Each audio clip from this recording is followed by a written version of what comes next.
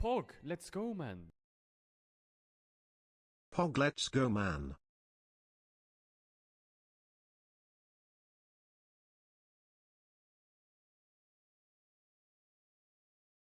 Pog, let's go, man.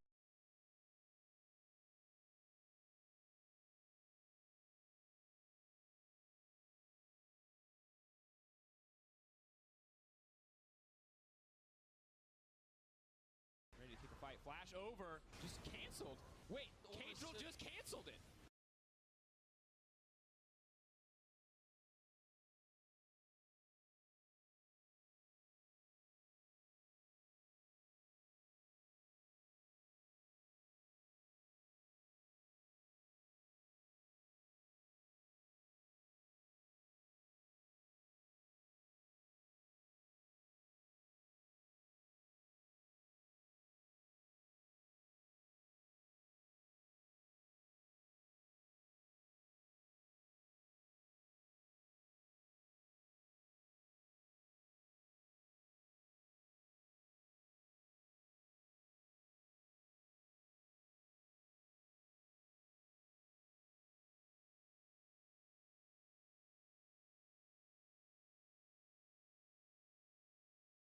Ready to take a fight. Flash over. Just canceled. Wait, Caedrel just canceled it.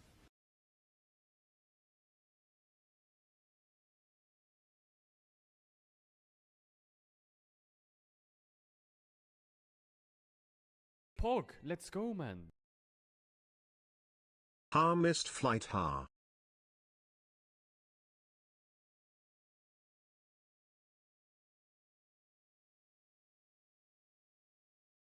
Oh, yeah.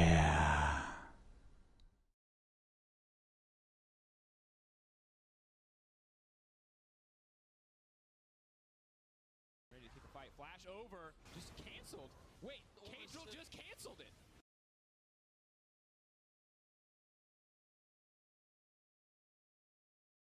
Pog, let's go, man. Meow.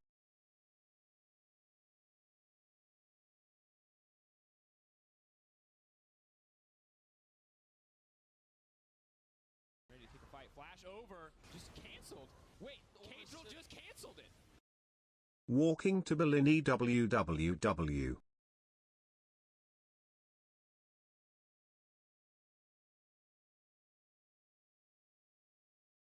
Pog, let's go, man.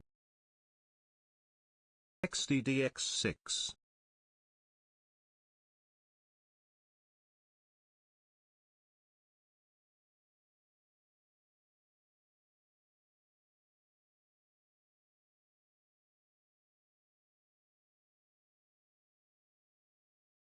Ready to take a fight. Flash over. Just canceled. Wait, Caedrel just canceled it.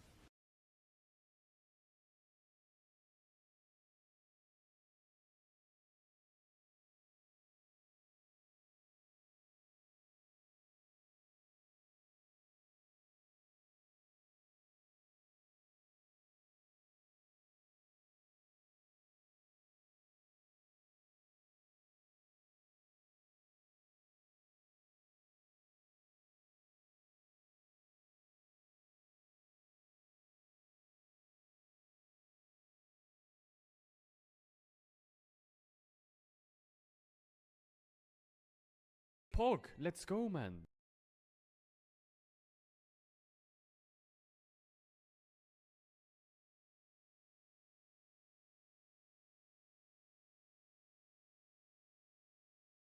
Ready to take a fight. Flash over. Just canceled. Wait, Caedrel just canceled it. 1 year with this rat. Holy fuck.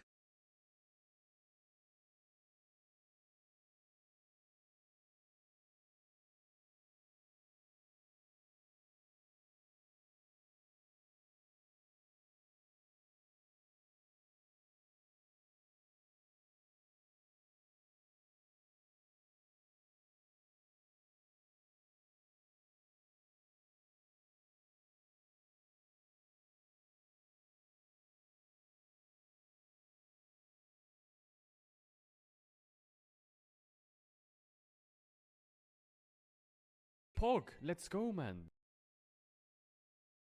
Hello chat, how are you? Ready to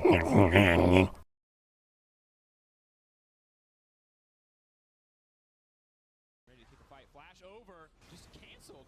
Wait, Caedrel just canceled it. Rat.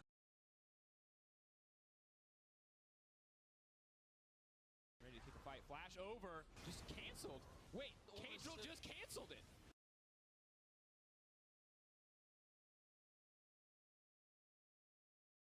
Ready to take a fight. Flash over. Just canceled. Wait, Caedrel just canceled it.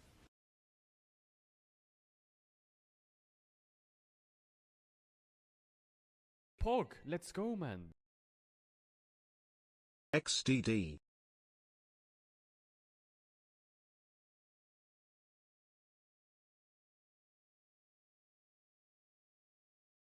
Pog, let's go, man.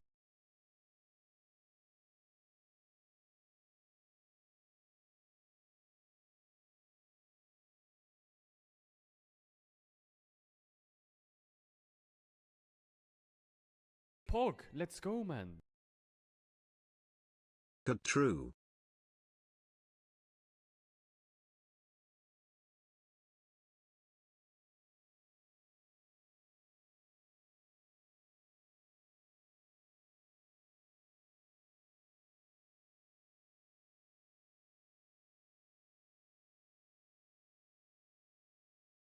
Pog, let's go, man. XDD.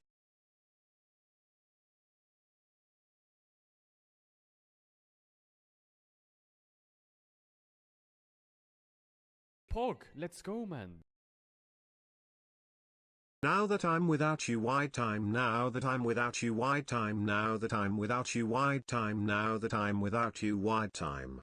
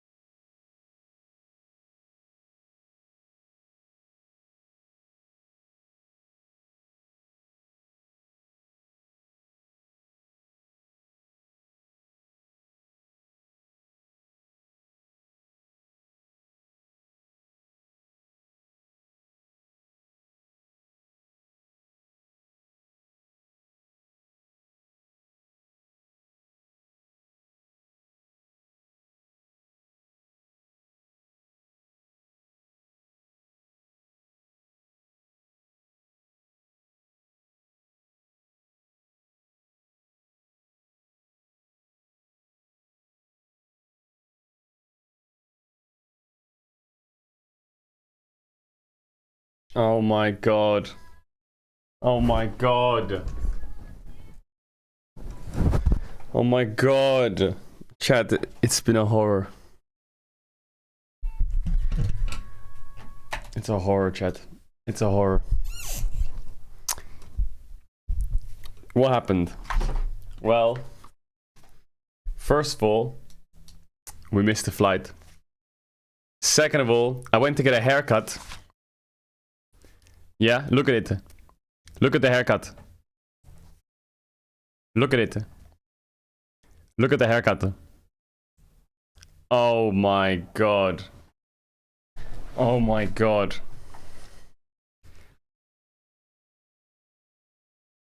Look at it. Look at my head. Look at my head. Look at it. You know how much that cost? That cost £85.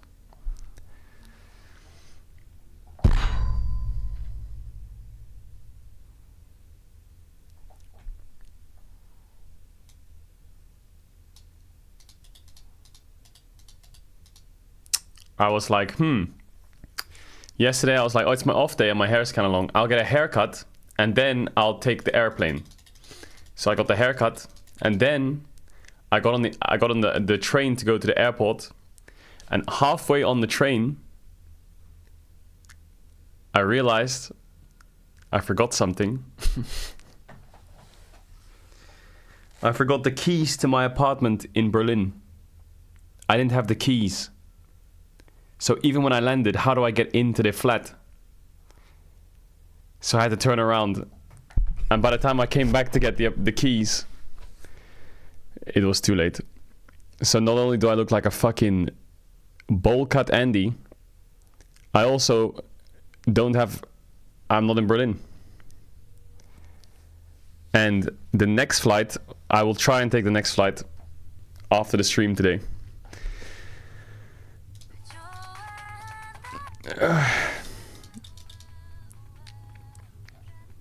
Chat.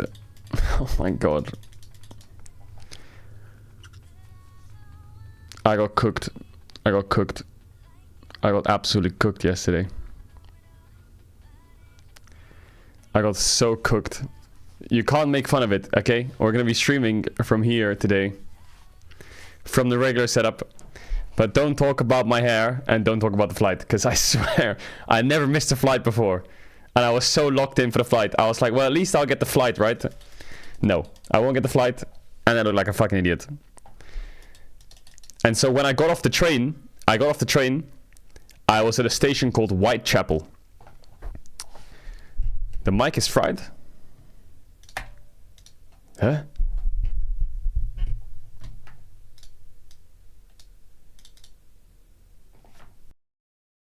Is that better? Well, is it better? Is that better? Is it better now?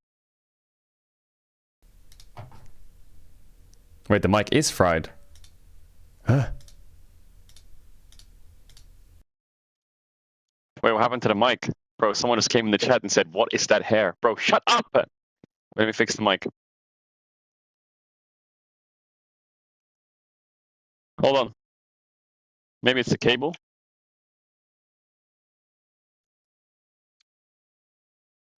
Don't tell me my mic broke as well, please. Please don't tell me my mic's also broken. I swear, man, I can't take this shit.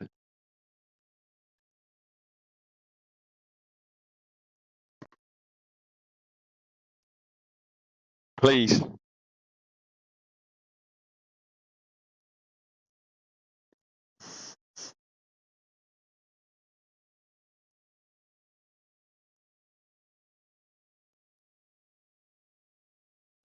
Okay, let me swap back.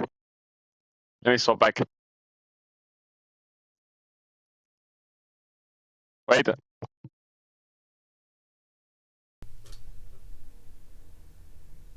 It is still cooked?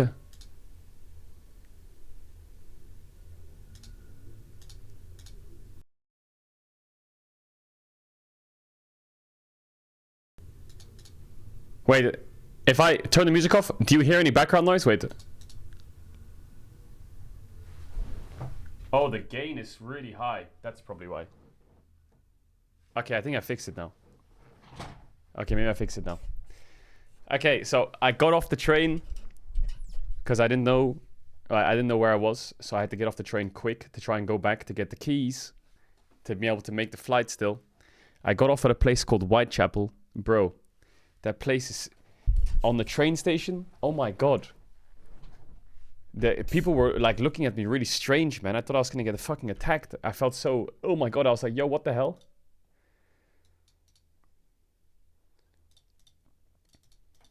So I had no idea where I was. And then I took a taxi. And I went back to the apartment. And then I got my apartment keys. And I came out the apartment and I looked at the time. And the time was 5 p.m. And the boarding time for the plane was 6:30. And I was 1 hour away from 1 hour 10 minutes away from the airport. I can't make it. Because I have to check in my suitcase. So I got completely cooked yesterday. What do you mean you could make it? It would take like 5 to 10 minutes to wait for the taxi. Then it's 1 hour and 10 minutes minimum. And then it's boarding 5 to 10 minutes by the time I'm in the airport. And I have to check in my suitcase. I wouldn't make it. I have to go through security as well. I'm not going to make it. It's fried. So yeah, my day yesterday sucked, chat. So can you guys cheer me up? Can you be nice? Chat, can you be nice today?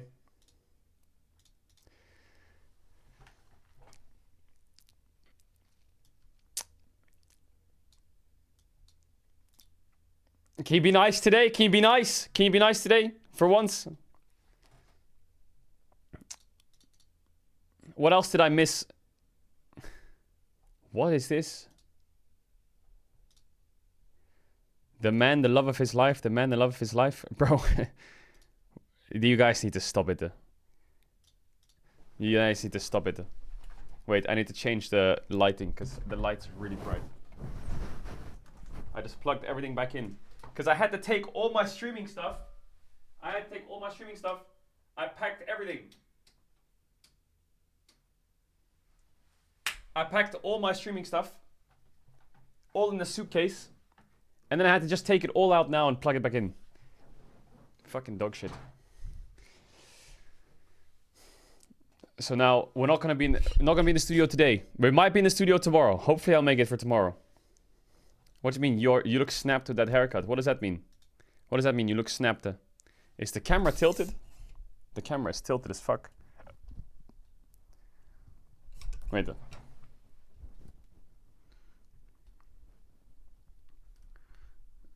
Wait. Hold up. Hold up. Is it straight? Is it straight? No.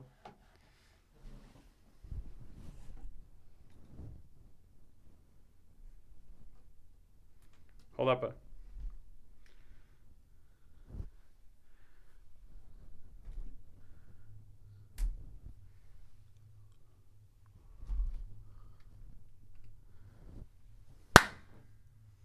No. Fuck's sakes! Why is everything busted? Why is everything busted? Why is everything busted? Look, my suitcase is right there. I had to take everything out. You see it on the floor? Fuck, cook that shit. Oh my god, how do you make this camera straight? At least I have new jeans to listen to.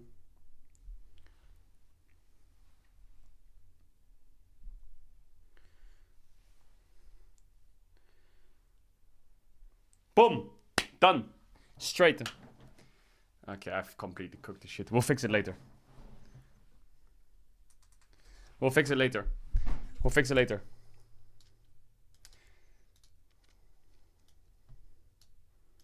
Get it out, say it, say everything, say it. Get it all out. Say it. You're gonna deal with this camera angle. You're gonna deal with this camera angle. For every mean message you write, the camera stays tilted for 1 more second.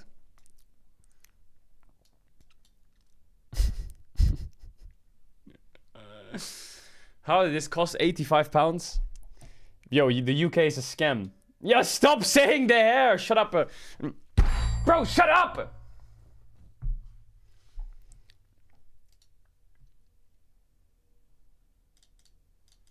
Hold up. Chat, we need to... Today's Damwon versus Top Esports. You need to focus today. There's also some other good news. Okay, I'll give it one more chance. I'll give it one more try. I don't understand how cameras work. I don't understand how the stands work. I think it's fine, no?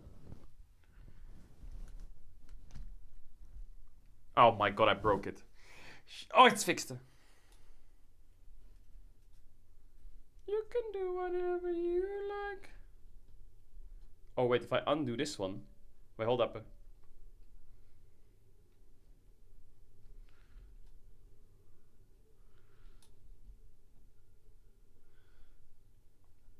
Everyone has bad hair days. I just have to have a bad hair month. I fixed it! I actually fixed it! Yes! It's kind of fixed. I think when it goes smaller, you won't notice. Chat, it's only for a day. Deal with it for a day. Deal with it for a day. Okay.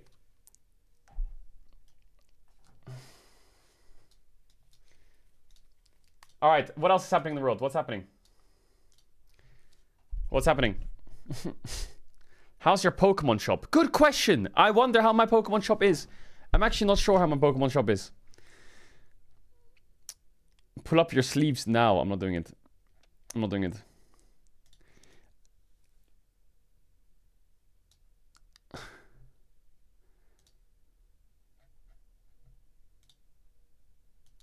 Okay, I think all my settings are good. Sorry, I just plugged it all in now. So maybe the settings are a bit cooked. If the audio is kind of cooked, every now and then you have to tell me. You have to tell me. You have to tell me. Chat, how do we move on from this? How do we move on? Chat, how do we move on?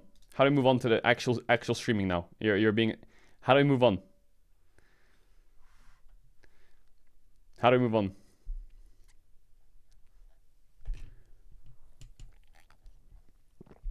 We need to move on together. How do we move on? Why did it alerts muted? Yo, Asaleo, thanks for the 5 gifted subs.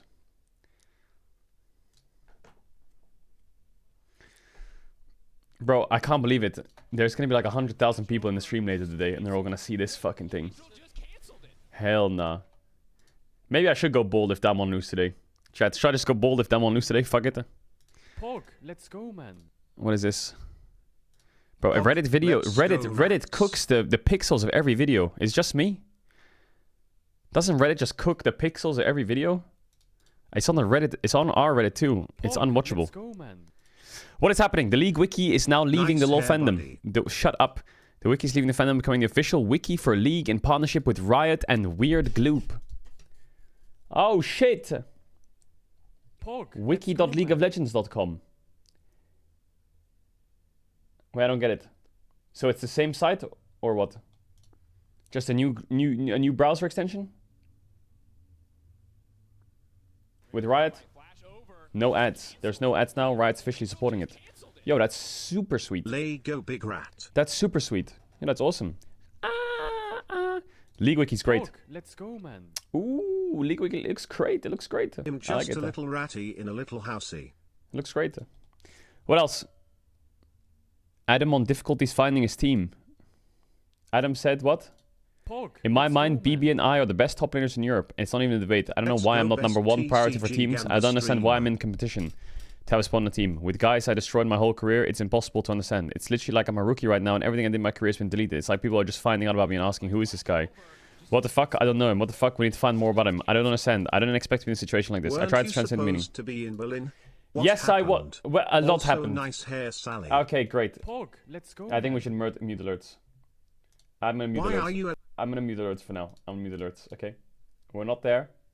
The second time we fucked this up. Okay, third time is the charm. We're gonna make it. Chat, okay? We're all gonna make it. We're all gonna make it. Emerald is the most disgusting elo in history. Chat, NA plays today. Damwon plays today and so does NA. Damwon plays today and so does NA. Also, I was speaking to Ludwig. Ludwig actually is like... I hope he doesn't see this clip and then sees my haircut as well. Ludwig's actually like mega committed to getting really high elo. He's got a few things to do. I think he's like a super busy guy, right? But in like a month or two, he's gonna be full sending it. And we're gonna try and help him. We're going to try and help him on the full send.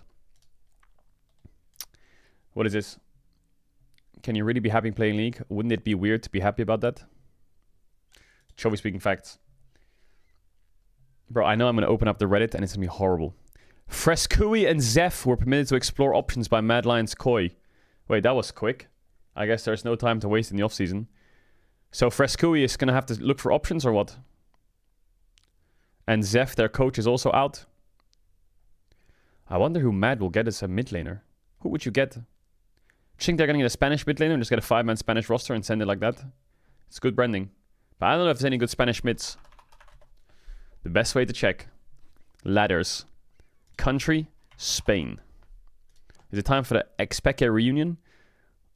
Or Hydra. Who's Hydra? There was a WoW player called Hydra. He played Disc Priest. He was mega good. I used to watch his montages when I was younger. Anyone else watch Hydra from WoW? Anyone? Hey, anyone? Hydra 7, Hydra Mist, classic. Yeah, I wonder who they'll get. Because Nisqui is also out of a team, right? Didn't SK say they're getting it Rika? Maybe Nesquik Mad Lions return? No, I don't think that'll happen. Sheep Esports. Fnatic is set to re-sign Oscarini Panini for 2 more years. Oh, that's big pace for Oscar. Wait.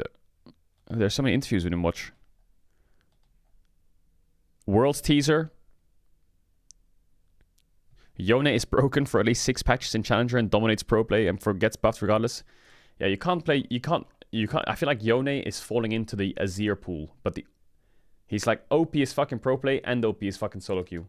And now they're gonna nerf him to the point where he's useful in pro play, but dog shit in solo queue.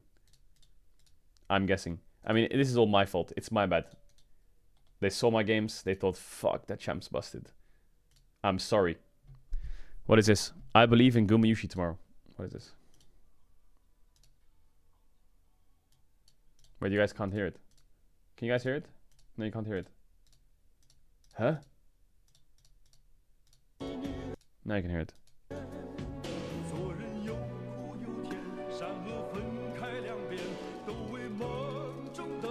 Here it comes.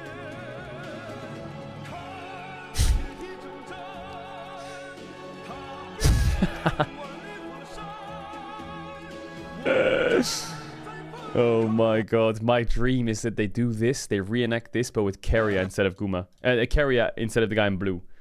And I just need to see the height difference and them like walking towards me. It's like when you queue up bot lane and this is the enemy, the duo bot. Just Keria, just like here. That'll be a banger. Missed the flight, no way. Yeah, that feeling when you're not at Worlds. Why is 100 Thieves on here? They barely made Worlds. They got to the front door and then got kicked out. Caedrel gave Ludwig hope. Man, me and Ludwig had like a conversation this morning about like me helping him. What did he say? Did he fucking flame me? There's no way, right? Nah, surely he didn't flame me, right? You know what made me feel really good today? Because I didn't know if I was going to go live and play League. Yeah. But I saw Caedrel was live. Oh, yeah? And I guess, you know, he had done some League content. Was I playing and he was Yone? switching over to Variety. And he was playing the trading card game store simulator. Ooh, I'm really good at that game. And he was genuinely horrible. What? Which, like, and I don't mean this, like, in, like, a jokey way, like, but, like, I didn't think someone could be that bad. What? At a trading card what? game My store shop is simulator. popping off! You know, I thought this is like a shut off your brain anyone could be good at. And then I was like, you know what? I pulled a 2.5k card and a 1.8k card. I pulled that. It's not an issue of innate talent. You know, Caedrel isn't born more talented, or at least that much more talented than the average person. He just happened to put the time in. True. And there might have been a point, maybe I he wasn't opened as a lot bad of as I packs. was, where he was dog shit horrible at the game of even League of Legends. Still am. And that gave me hope. Oh, yeah? Wait till you see my mid lane Yone. That might give you more hope. No, I'm actually insane in that trading card game. I'm insane in it. Be honest, chat. Scale of 1 to 10, how good am I at it? Be honest. Be honest.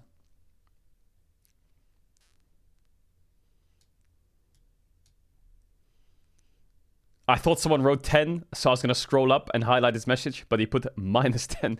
Bro, you're all so ill. It's crazy. You're not Spanish, bye, lol. Bro, how did that meme? I swear, I did that meme. I did the meme. Wait.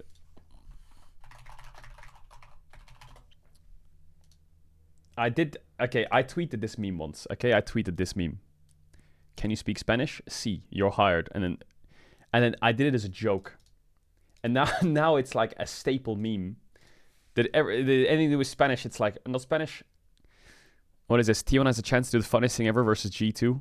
Reckless subs in when they're 1-1 in the best of 3. Can you imagine? Frescoian, Zephyr searching for options. Yeah, we saw that. Owner has been spamming Smolder in mid in top in solo queue. Yeah, it's a classic. They all play off-roll. Sally failed his airport speedrun. 100 Thieves Golden Guardians mad first time, huh? Listen, chat. Okay, I thought... Okay, I'll tell you this. Between me and you. Between me and you. This is going to stay between me and you. But I thought, like... Let's see if I can find it.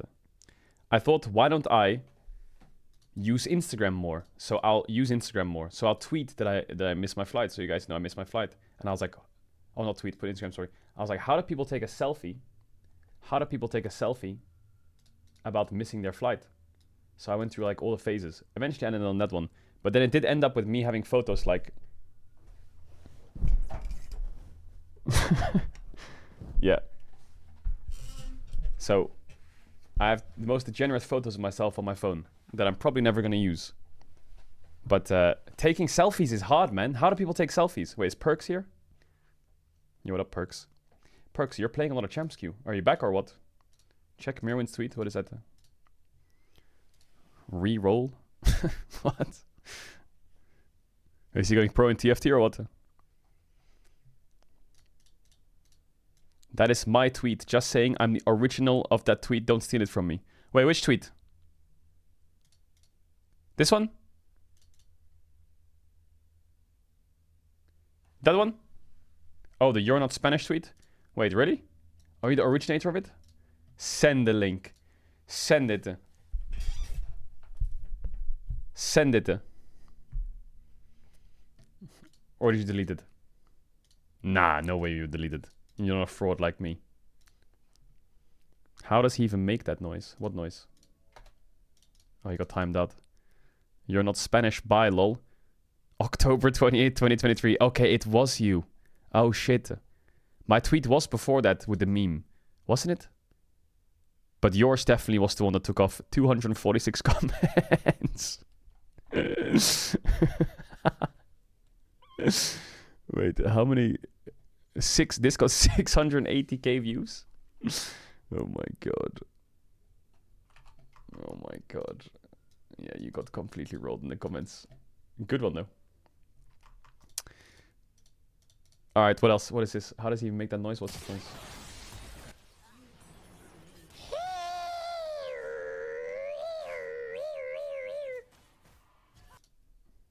I don't know how I make any noises. I swear.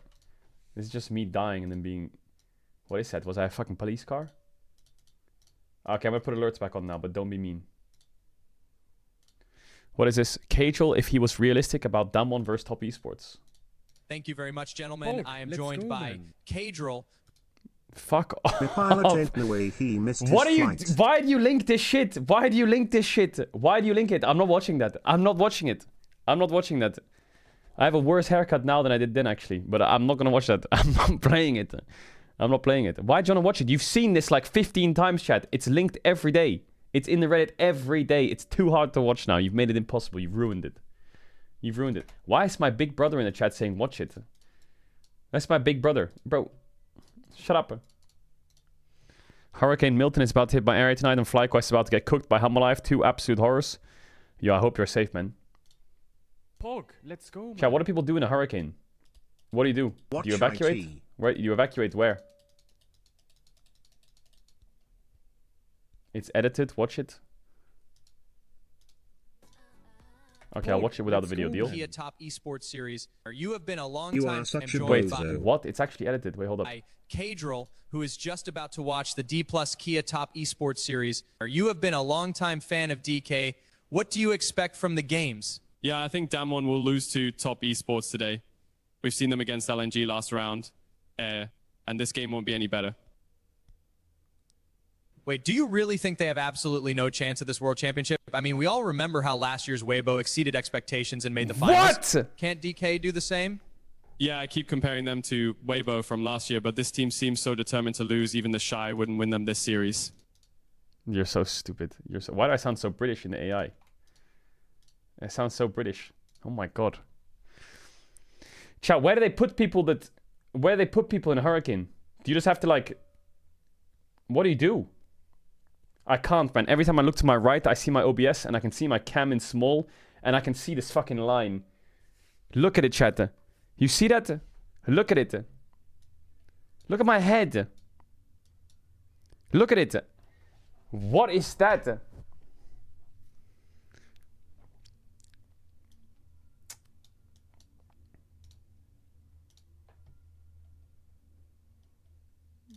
What is this? Maybe we'll stream with the VTuber from now on, chat. Should I just become a VTuber?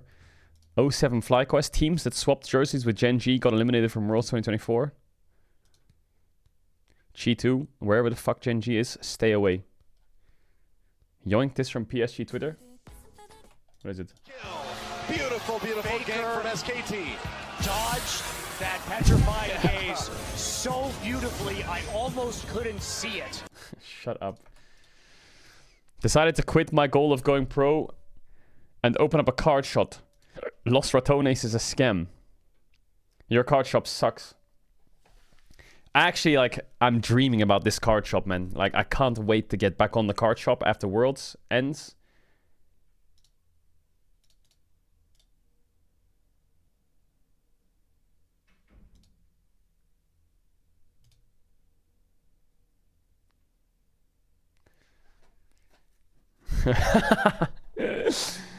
Fuck! I'm so addicted to this game. Jhin was picked 4 times in the 1-1 bracket and the team lost 3 games. Are the pros doing something wrong or is Jhin just overrated? What's the highest win rate AD carry at Worlds right now? The highest win rate AD carry at Worlds right now is Kai'Sa. Or Kalista is really high win rate as well. It's 7-1. And Kai'Sa has 8-6. Jhin is 3-9. Kalista. G2's a good Kalista team, isn't it? Isn't Kalista a good G2 game? What?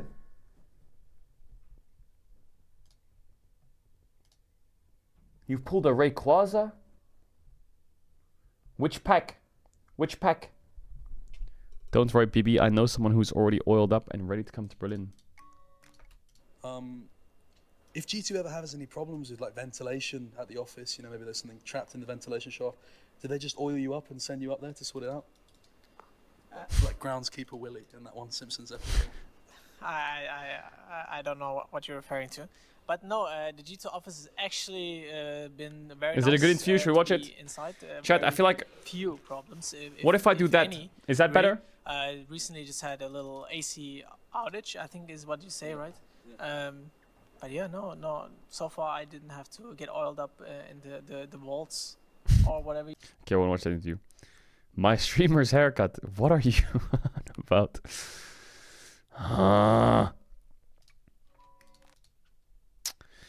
Enemy team Lissandra versus my Lissandra. Okay, that one's not funny. That one's not funny. That one's not funny. That one's not funny. That one is not funny. That one is not funny. What are you saying? Got inspired by Faker. What is this?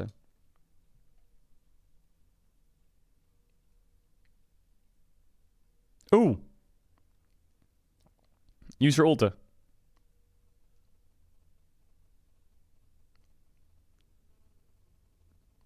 Sidestep. Sidestep. Run in a straight line. Ooh. Wait, he hit the tower. Nah. Nah, that Shen ruined it. Noah is in the top 5 KDAs at Worlds right now. I put Chovy in my pick'ems.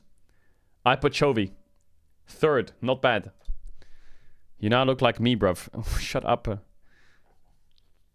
I guess both G2 and DK are going to go 0-2. It's a canon event. There is a chance where... Wait, hold on. There is a chance that G2 loses and then... No, wait. G2 and Damwon lose and then they draw each other, right? Nah, that won't happen, right? Surely. Surely that won't happen, right? Surely. Okay, we're gonna watch all this stuff. Someone linked the opening ceremony. Why is TL playing so bad right now? Why Peanut... What Peanut thinks of the many worlds he's attended. What was the other thing that we were gonna watch? I forgot. Oh yeah, it was that Bergman interview. Who's playing today? Today is Damwon versus Top Esports. Free win for Damwon. And Hamolive versus FlyQuest. Free win for FlyQuest. Where is this Broken Blade one? Oh, here it is. Should you watch this one? Should you watch this one? So first of all, Harry Potter is a great film. Yeah. So first of all, Harry Potter is a great film. Is it funny? Great film. Yeah. I'm actually currently Chat, watching it. what happened to my head? That does sound like it could be in Turkey as well. Come on, bro. Don't. Oh my god, you see what happens when I let it go? I think I'm gonna... Bro, I actually think I should wear a hat. Turn up the volume, it's loud, no? Hello, I'm here interviewing back at Another Worlds, I guess. Here with Broken Blade. It's good to see Go you. take a shower. What is a shower gonna do, idiot? Yeah, good to see you too, I guess. What's happened to your voice? Why is it so... Why can't you talk properly, like a human? A lot of people say stuff about my voice, actually. If you haven't... Well, there's something wrong with it right now. No, there's not. There's You got not. a cough or something? No, there's nothing wrong. What does that t-shirt say? I love Malphite? Are you gonna underperform at this Worlds and then say you were sick again? Is that what's gonna happen, or...? I don't make excuses, bro. Right, interesting. So there's obviously clearly Malpractice. some sort of problem with some sort of medical issue. And I mean, and that, to me, due to, you guys are always getting sick. I mean, you live here. How do you get sick in Berlin? How does it keep happening? What's Is going he on? sick? Is it COVID or what's Is going Broken on? Blade sick? What do you mean it keeps happening? It's the first time we play in Berlin since, I think, 2019, actually. Yeah. So, I think you just did not do your research. Yeah, okay. I mean, for me, you know, there's 5 players on G2 and you're probably my least favourite, I would say. And I wouldn't say that with a degree of ambivalence, I would say that with a degree of certainty. Yeah, I'm quite confident about that. What do you think it is about you that makes you so unlikable? I think it might just be a you thing. It's the first time I actually hear that. Yeah. Like, genuinely hear that. So, I don't know who hurt you on a personal level. I don't know what I did to you. Yeah. But let me finish, okay? Before you take the microphone. But yeah, I am sorry to hear that. It's the first time. Again, it's the first time I hear that as a fan. Cool. From a fan, actually, especially. Oh, for a fan? Yeah. No, that's So, good, yeah. yeah. That's good. Ooh, that was a good one. That was actually a good one. Put some batteries in me and just watch me create air in the room. I must be a fan, yeah. It's interesting, you know, quite often you see people like yourself, you know, malevolent spirits, so to speak, that sort of say things like this, you know, make it about who hurt you, you know, because the idea that I could present any sort of dislike towards you must come from a place of personal discomfort. You My know, God, it's a how therapy session. untoward from material reality that you could ever possibly dislike for anything. Do you think this intense narcissism, I mean, what does it come from being carried to the finish line so many times by Caps? Do you think he's created an inflated sense of self in you? I have to say, I'm lucky to be working with someone this talented. This Obviously, interview has been going well. no, it's like I have to say, like Caps has been a joy to work with. Learned a lot from him, but I wouldn't take it for granted. You know, it's a personal skill that also puts the people. They need a leader. Caps also needs a leader sometimes. And Broken I'm Blade's a good definitely- leader. He's a good leader. Something you wouldn't know about. Sorry to say that, and on a personal level as well. Yeah.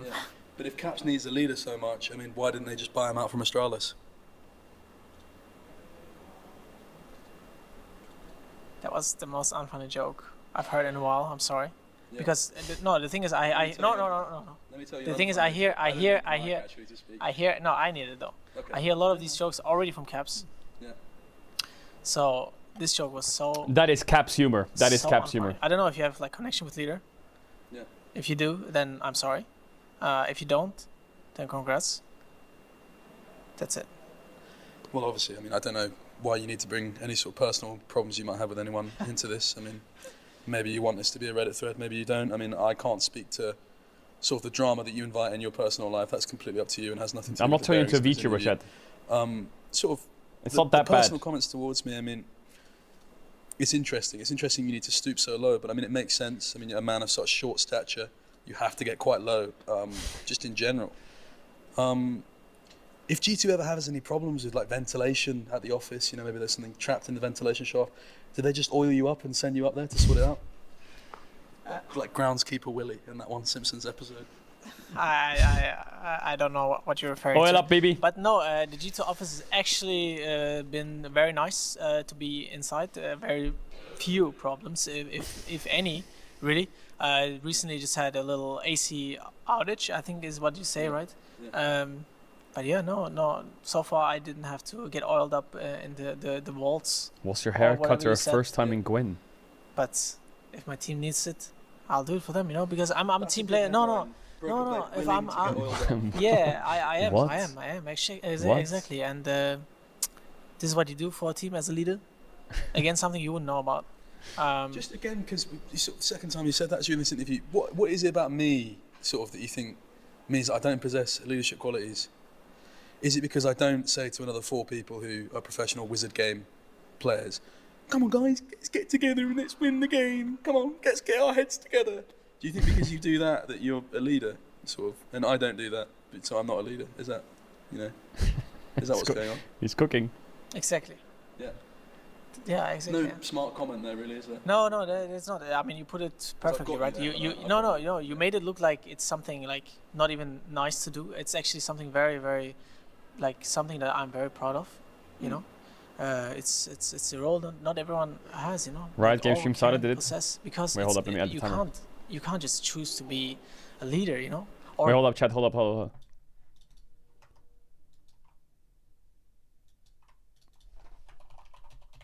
I was first. Yeah, who the fuck is Fresh Kicker? Fuck that guy.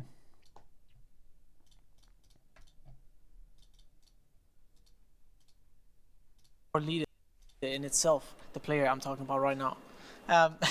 But you can't actually you can be chosen as a captain. It's really funny because our general manager, who also acknowledged me as such, Pull up your has, sleeves. I'm not doing it. You know, given me this role, this very, very specific role, and ever since I've been trying. No, not trying actually. Sorry, we don't use that word. We've been doing a lot and learning on how I can be better in this role as well. That's great. Do you not feel that at a certain level, though, you've been inundated in the sense that this, to me, makes me see, you talk like, how do I say this? It's sort of Tom Cruise in that Oprah Winfrey interview he did after he became a Scientologist. It's sort of What? I get the feeling from you, you think that despite being the leader of a children's wizard game, I mean, let's say what it is. I mean, that's what we're here to do. It's a children's wizard game. You sort of talk like you are the chosen one. Like, you know, you've been plucked out like one of the Amber children, like you were meant to do this, and like you're some He said character Umbrella from Star Academy. Wars or Harry Potter or something like that. I mean, if you were in Harry Potter, it would be a slightly different film. I mean, Well, first of all, like.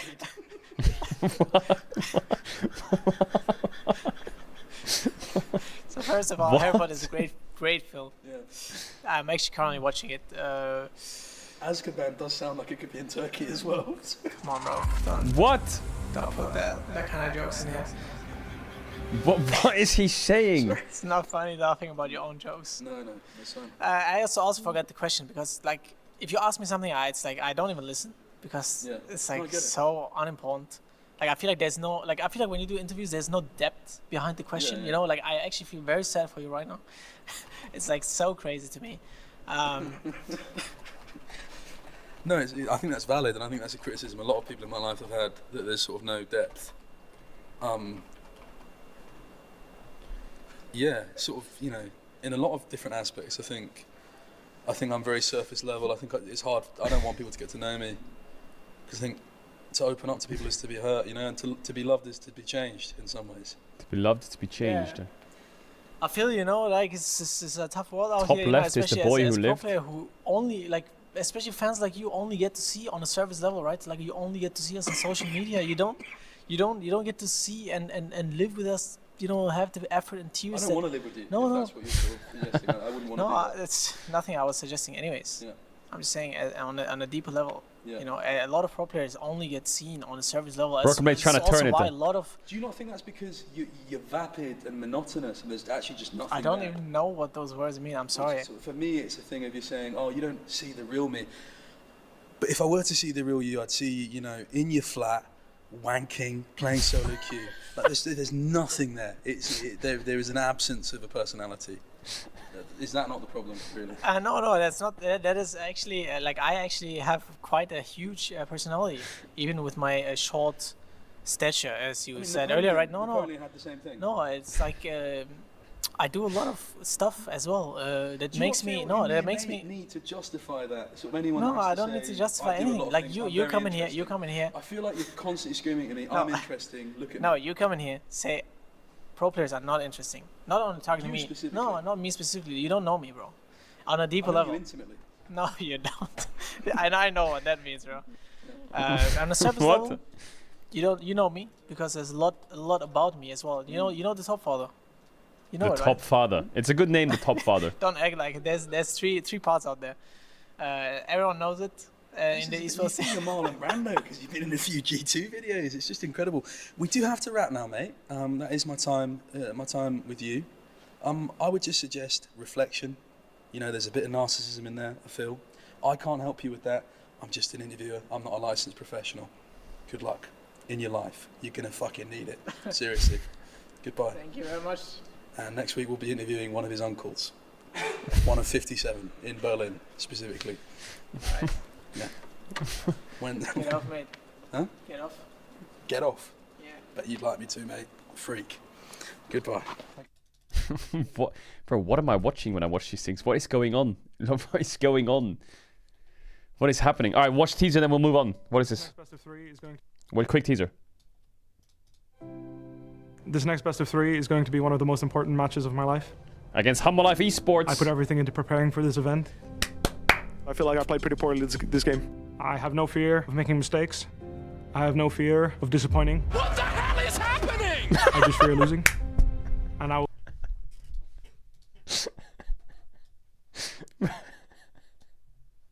Bro, that medic cut was perfect. That was perfect. Let's just run back that last 5 seconds real quick, because we went from like black and white screen of Whippo with violin sad music into fucking medic, and I love that.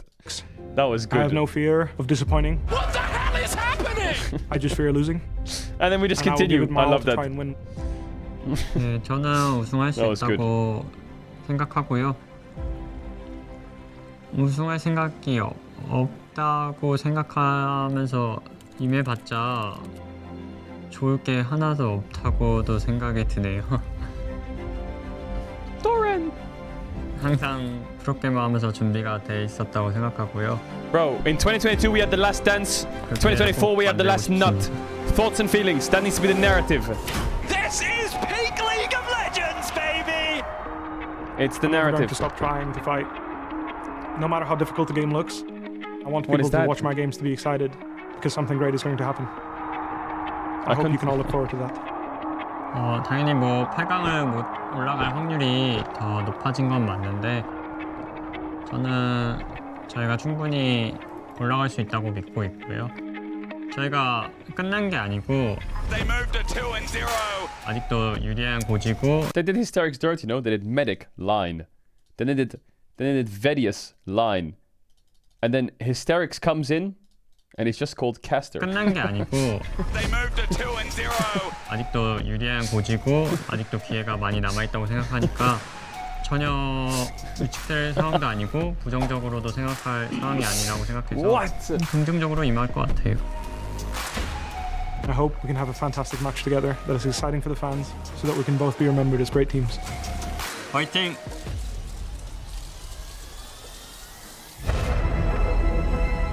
Talk to me, showmaker. 이게 정확한 비교가 될지 모르겠지만 제가 22년도 당시에 DRX가 정말 누구한테도 이길 수 있고 누구한테도 질 수 있는 팀이라는 평가를 Holy 받았었거든요. fucking inject that into me. This year, The cope. no one was even paying attention to DRX. It's a roster of defying expectations. 그만큼 고점과 저점이 차이가 많이 난다는 건데 특정 궤도에 올라갔을 때는 그 고점이 터진다고 생각을 해요. True. 사실 지금 24년도 디플러스 기아도 저는 True. 결이 비슷하다고 생각을 해요. 정말 그 누구도 이길 수 있을 거라 생각합니다. If we all stop hinting, it's the 저희 same thing. 팀을 얕봐주셨으면 좋겠고 얕봐주신 만큼 저희가 톡톡히 그 대가를 치러드리겠습니다. 就在我刚打职业的时候，就是其实我的想法就很简单，因为我就想在舞台上展示自己嘛，我就想让自己就玩得比较帅。然后到现在的话，现在就更想赢比赛了，觉得就是队伍的胜利是更重要的。 사실 I like the music. I like the music. 거짓말이겠죠. 하지만 정말 저희가 높은 자리까지 갈 수 있는 자격을 가진 팀이라면 그런 걱정을 용기로 변환시키는 능력도 저희의 재량이라고 생각을 해서 그 부분은 저희가 이겨내야 되는 부분인 것 같습니다. 就我加入滔博之前，其实也没有更专注于个人发挥，只是，我觉得在团队里就给我更多指导方面的，就是天和 Mako 吧。相比现在，就对团队的专注就比以前高了很多吧。 저희 플러스 기아는 싸움을 정말 잘한다고 생각해요. 정말 싸움을 좋아하는 팀을 만나게 된다면 그 싸움에서 지지 않을 자신이. 我只有一句话想说，碰到我们算你们倒霉。 제 가족분들 그리고 제 친구들 그리고 한국에 남아 있는 제 팬분들 모두 저한테 하나같이 가장 늦게 돌아와라라고 말해줬는데 약속 꼭 지켜드리겠습니다. 야, 그래도 한 번은 아쉽잖아. 어? 한번 우승해 보자. 가보자. 그래. 화이팅! 화이팅! 화이팅! Showmaker really didn't want that hug.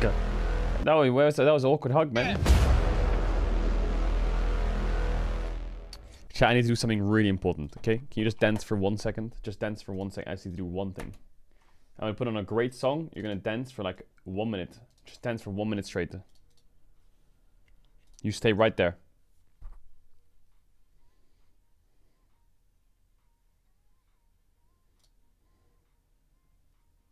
Just one thing. It's been living rent-free in my head.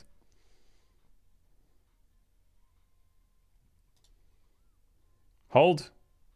Hold. We got loads more stuff to do real quick. Real quick, got loads more stuff to do. I just need to do one real thing. One quick thing.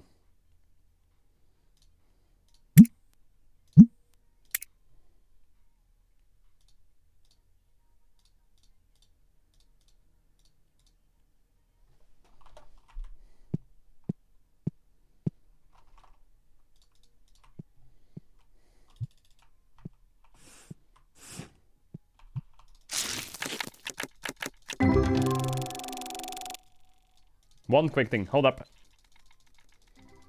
One box. It's been calling to me.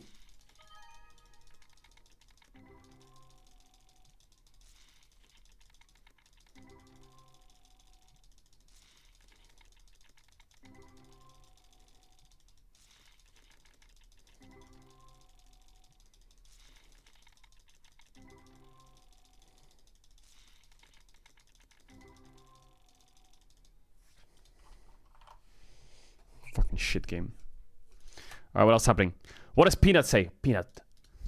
World Swiss Stage with coverage brought to you by Prize Picks. I'm joined once more by Peanut for probably our 500th interview that we've ever done. 500 Peanut, you're back at Worlds. What do you attribute your staying power at attending these international events? Because there are many players who cannot last as long as you have in terms of coming to these events and being able to still play on the world stage. 항상 Bro, Team Peanut, he's gotta win. 하면서 The final nut, he's gotta do it. 준비를 하고 하니까 항상 그렇다고 또 한두 번 했다고 그거를 잊지 않고 계속 하고 싶어하는 마음이 있어서 좋게 오랫동안 할 수 있는 것 같아요. Well, why can't we just give him military exemption? Why can't we just do that? Can we just get him a gold medal, guys? Can we just get him a gold medal? Hang on, why is it that I open up? Bro, I opened up my Google Chrome. Some guy just added me in the world chat and said this is some music Caedrel would listen to. What are you on about there? What is that guy on about? Who is he talking to? Are you talking to ghosts? Well, compared to other teams that you have been on, how does HLE feel different? 뭘까요? 뭐 딱히 뭐 다들 잘하는 친구들이고 뭐 선수 그 개개인의 인격체가 다른 거 정도인 것 같은데요. Does the vibe feel different or the emotions feel different at all on this team compared to? How hard suck is Peanut? Or like how unlucky is he? He was on T1, didn't win Worlds. He was on King Zone, didn't win Worlds, or Longzhu. He was on Gen G, didn't win Worlds. Rox didn't win Worlds. Went to LPL, came back instantly. Now he's on Humble Life. To other ones, and if so, how so? He's like calm. 다르죠. 다른데 뭐 한마디로 이렇게 인터뷰에서 표현하기로 그냥 좋다, 화기애애하다인데 뭐 제가 꼭 HLE가 아니었어도 줄곧 같이 해왔던 팀들도 다 그런 느낌이었던 것 같아요. All right, so we talked about this team versus your previous teams. How different does this Worlds feel compared to the past Worlds that you've been at?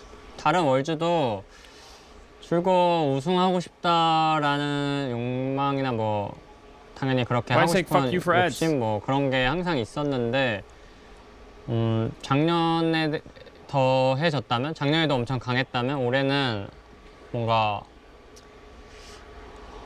진짜 마지막이라고 생각하면서 그냥 월즈를 대하고 있는 것 같아요. 저는. Is he gonna come back next year anyway? Do you talk to other players that have been at many Worlds before? Because I look at. Because what happens is, like, if you win Worlds, you could go another year on an insanely high contract. And if you don't win Worlds, you could go another year and try and win Worlds again. At this Worlds, and it is fun to see you back again, but also like Impact and CoreJJ and Zhaohu and a lot of these players who I've just seen at so many Worlds. Do you ever get a chance to talk to them and say, hello, good to see you again at another Worlds? 아쉽게도 없었고요. 임팩트 선수는 같은 층 연습실에서 인사 정도 나눴던 것 같아요. When I think about Impact or CoreJJ playing in the LCS, it feels like they could still play for several more years. And I see you here once more at Worlds. Say competition, so it feels like you could play for several more years. So why do you have retirement in your mind?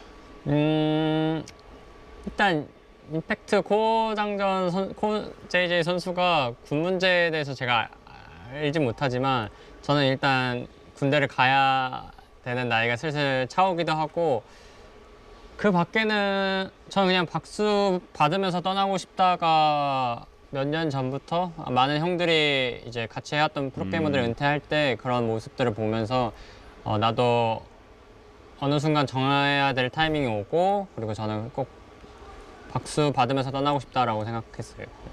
All right, that is fair.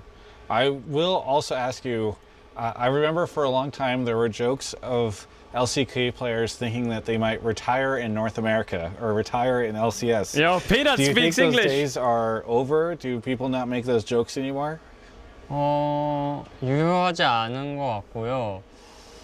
그러기에는 요즘은 다 젊은 선수들이 북미를 가더라도 LCS를 가더라도 젊은 선수들이 되게 가지 않나라고 생각해요. 뭐 퀴드 선수나 커즈 선수나 해가지고 뭐 버서커 선수도 그렇고 좀 이제 유망주들이 가기 시작했으니까 좀 다른 것 같아요. Yeah, he's right. Is that good for? I feel like it's gone from player wins Worlds, NA import, big salary. Because now the salaries aren't as high. They've changed their like business plan or whatever, and it's like, well, what if we just get LCK CL players and put them really cheap?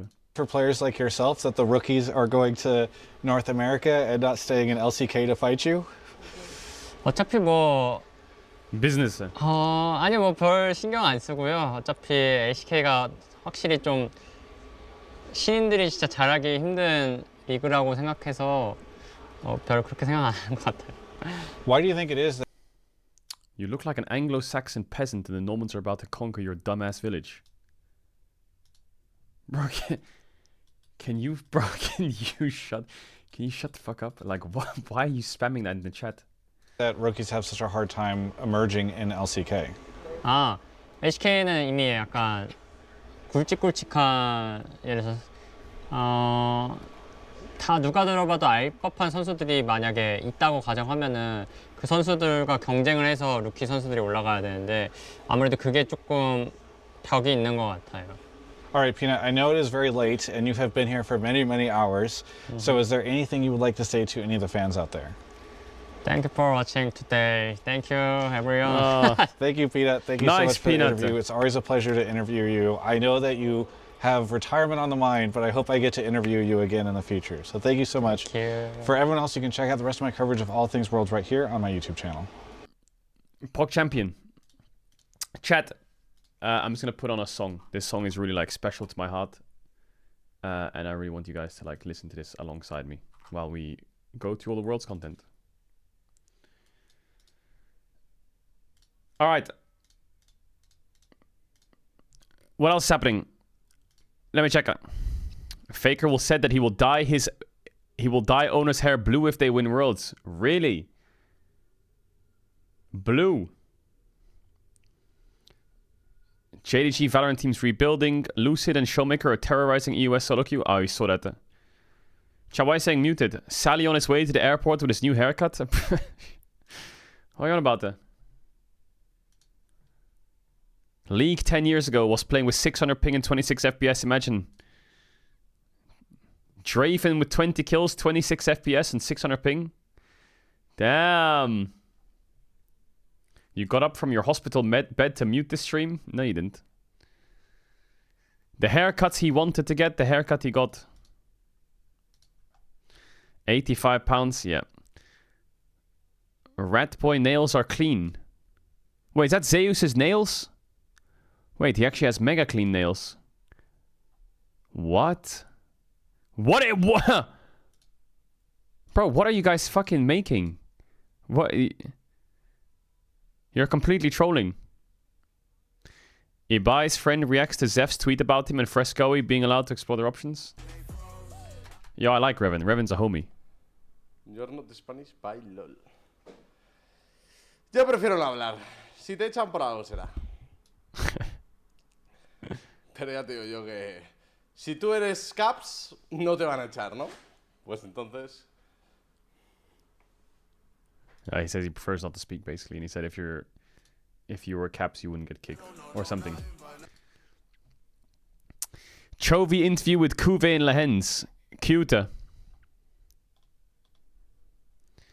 A yearly request for Peanut hype. Yeah, bro, we gotta get some Peanut hype up in this bitch.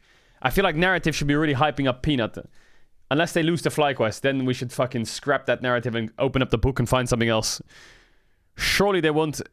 Seems like Caedrel has given his fan account to his news updates.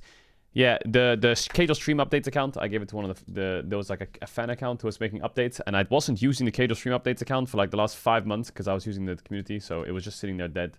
So there's a homie running it. He's already ill. Like, we already need to talk to him about what the fuck he's posting, because I just opened up his fucking Twitter, and this is the last thing he posted, so he needs a fucking kick in the ass ASAP. Like, that guy is completely cooked. Alright, chat, is there anything else? Anything else we need to watch? Well, that guy spam posts, he's crazy. I think we're good. I think we're good. Why is TL playing bad right now? We can watch that. It's all about button clicking though, they said. Chat, is there anything else?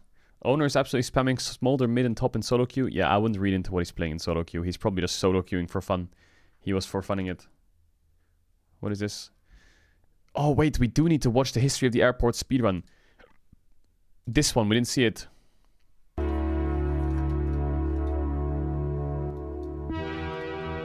We need to check this out, the history of the airport speedrun. We were going to watch this last time. Is it good?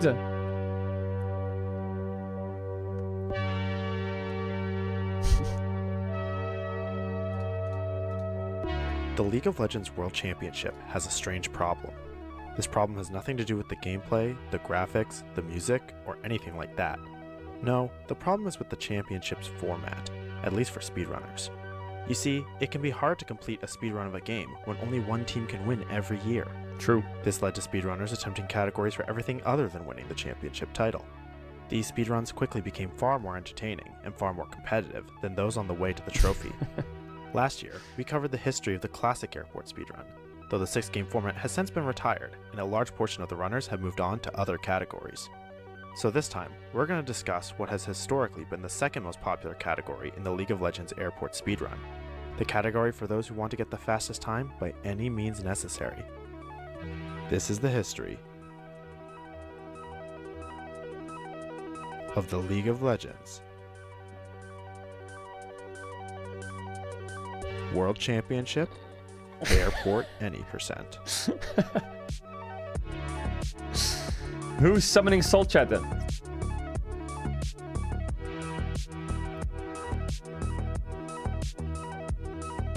He makes the speedrun videos? Bro, who is it? Who is it? I don't know who it is. Who is it? He's a speedrun documentary maker.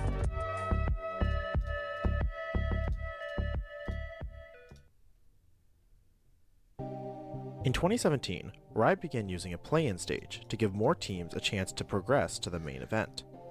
This necessitated the creation of the Any Percent category, as the community was worried that Riot's tendency to sporadically change formats would only get worse in the play-in stage. As such, up until 2017, the Any Percent world record would have been the same as the classic airport world record, and since we've already covered that, we'll be skipping everything from 2016 and before. All we need to know at this point then is that the current record is held by Europe's H2K Gaming, who set a record of 3 hours, 9 minutes, and 54 seconds back in 2015. The start of the 2017 World Championship was an exciting time, as the play-in stage had one team from every region participating. For the first time ever, all regions were starting on a level playing field. The first run submitted for the new format came from the LCL's Gambit Esports. Gambit knew they had the opportunity Gambit to quickly Esports, make blasting history, so Kira, they put PvP together a Sejos, simple Diamond Prox, but effective Edward. run, going 0-4 in their group. The games themselves did show some expert airport speedrun tech, such as Diamond Prox saving Caedrel from certain death by using Grag Assault to knock him away and into the safety of the rest of Lion Gaming. Then in Game 2, Diamond Prox found a decent time save by using a cane shortcut. This was done by ulting to hitch a ride into WE's whole team at a faster pace than you could just by pathing there directly. Gambit also used the classic Baron skip to allow their opponents to push down their base much faster than usual. However, if one player stood out during this run, it would have to be PvP Sejos, Gambit's top laner. Sejos evidently must have had some vendetta against Lion Gaming's Caedrel, as in their games, he opted into both sides of the Camille Jax matchup. By playing both sides of the matchup, he could prove definitively which of the two of them were the better speedrunner, assuming of course he could lose both games in a reasonable amount of time, which he certainly could. The final game of the run had Gambit playing at their best. From drafting Nunu support to walking face first into a very visible gank, Gambit was funneling WE with surgical precision. One of Gambit's more bold strategies in this game was Kira rushing a 0-5 Yasuo power spike. This would generally be advised against, since any solo queue Yasuo would tell you that this is where Yasuo is at his Oh, the old LeBlanc! but That was my Gambit favorite taking a LeBlanc. no-win line. While definitely risky, the results speak for themselves, and giving over a 14k gold lead at 20 minutes is something most airport speedrunners could only dream of.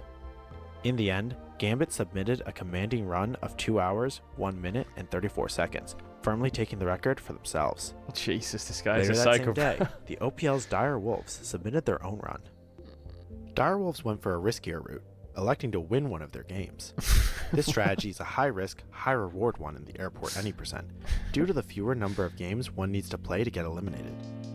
For players that are confident in their abilities, taking the game into their own hands by stomping their opponents can be a major time save, but do Direwolves have the skills to back up their confidence?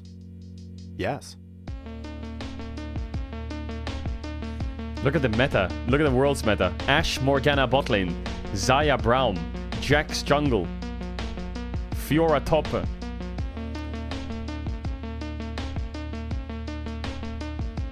Who was one? What region is that? One. Oh, Brazil. Yeah, of course. Redbird, right? Bro, Direwolf's Destiny. He went to Origin the year after, didn't he? Or the year after that?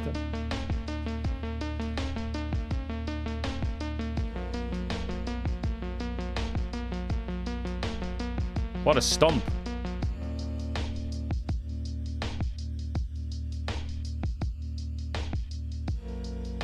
This strategy granted Direwolves a very quick 25-minute and 20-second game.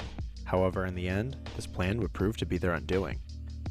When the group stage concluded, Direwolves got the worst news any airport speedrunner could get.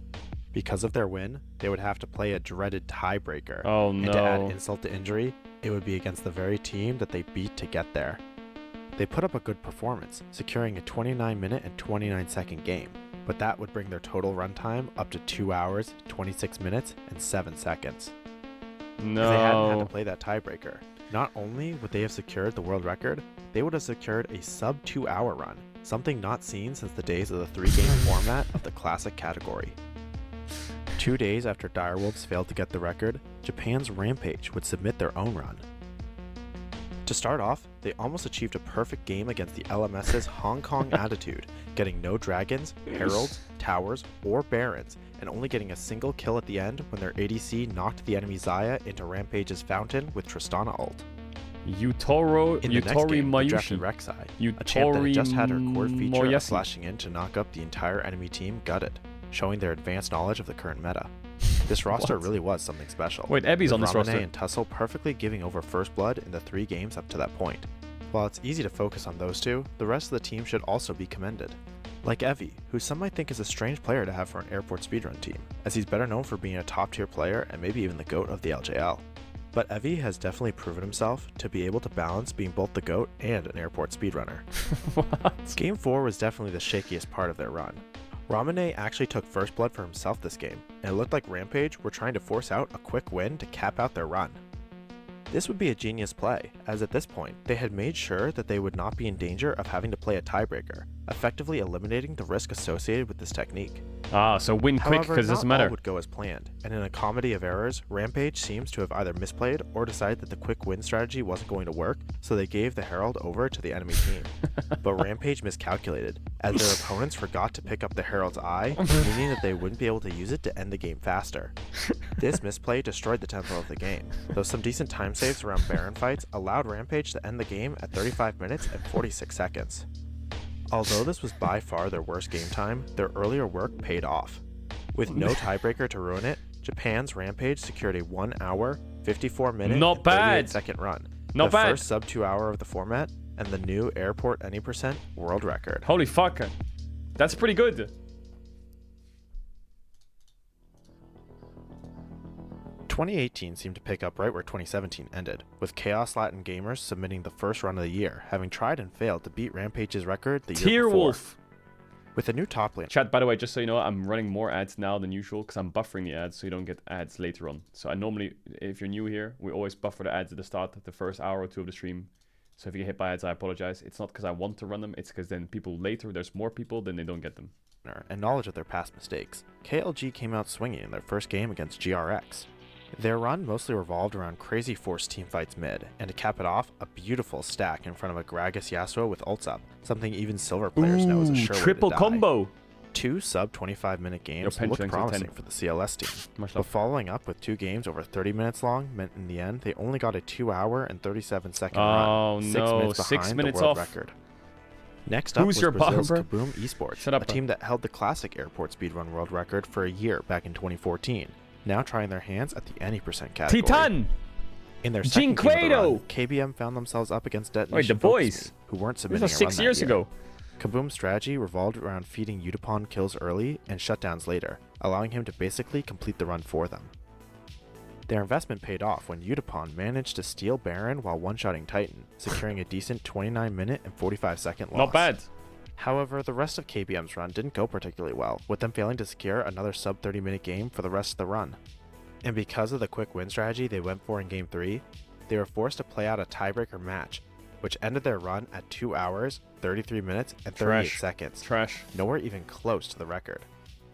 The next team Eddie. to try their hand at taking the record would be from Southeast Asia, a region known for its dominance in the classic category in its early days. Ooh, well played, G4. However, this team in particular was fairly unknown, having never submitted a run in either category before. They were called Ascension, and soon all airport speedrunners would know Lloyd. them. Ascension's style focused mainly on filling their games It's with SEA small gang? 1 or 2 person fights to make sure they were constantly trickling gold, either directly to the enemy or by building up their own bounties to give out later. Snowflower. I remember there was a lot of one of the like highest hype kills per around minute Snowflower in and deaths 2018. per minute in the category. And when it comes to their endgame, few are as consistent. Like when 4 of them died at mid-tier 2 to end their game against Supermassive, securing a time of 29 minutes and 33 seconds. A very solid time to start the run, but could they keep this pace? Oh yes, and then some. Their second game was against European powerhouse G2. Normally an easier setup for runners from wildcard regions, this run was trickier than most. Due to G2's unorthodox gameplay decisions, Ascension found themselves winning more fights than expected. Many would expect top-tier speedrunners to accept their fate and transition to a quick win strat, even if it is risky, but Ascension doubled down on their strengths. From tower diving into a recon, to opting into a 1v3 in the jungle with no allies around, to pulling off a god-tier Baron skip that leads into a double push to end the game, Ascension's line was Baron immaculate. skip. In the end, despite G2's efforts, Ascension not only lost, but did so in just 26 minutes and 46 seconds, a legendary split that could certainly never be replicated. Baron skip. Right? Well, Game 3 started with Lloyd blowing Flash and Rich giving over First Blood only 4 minutes in, and 5 minutes after that, they gave over a triple and first tower bot. The speedrunners I see in my solo queue games could only dream of a run like this. Later, during a team fight, Nixar gets J4 ulted, and instead of flashing back towards his team as most players do instinctively, he flashes forward into 3 enemies. And later, while fighting over Drag, Ascension finds an amazing time save. Ooh, frame perfect.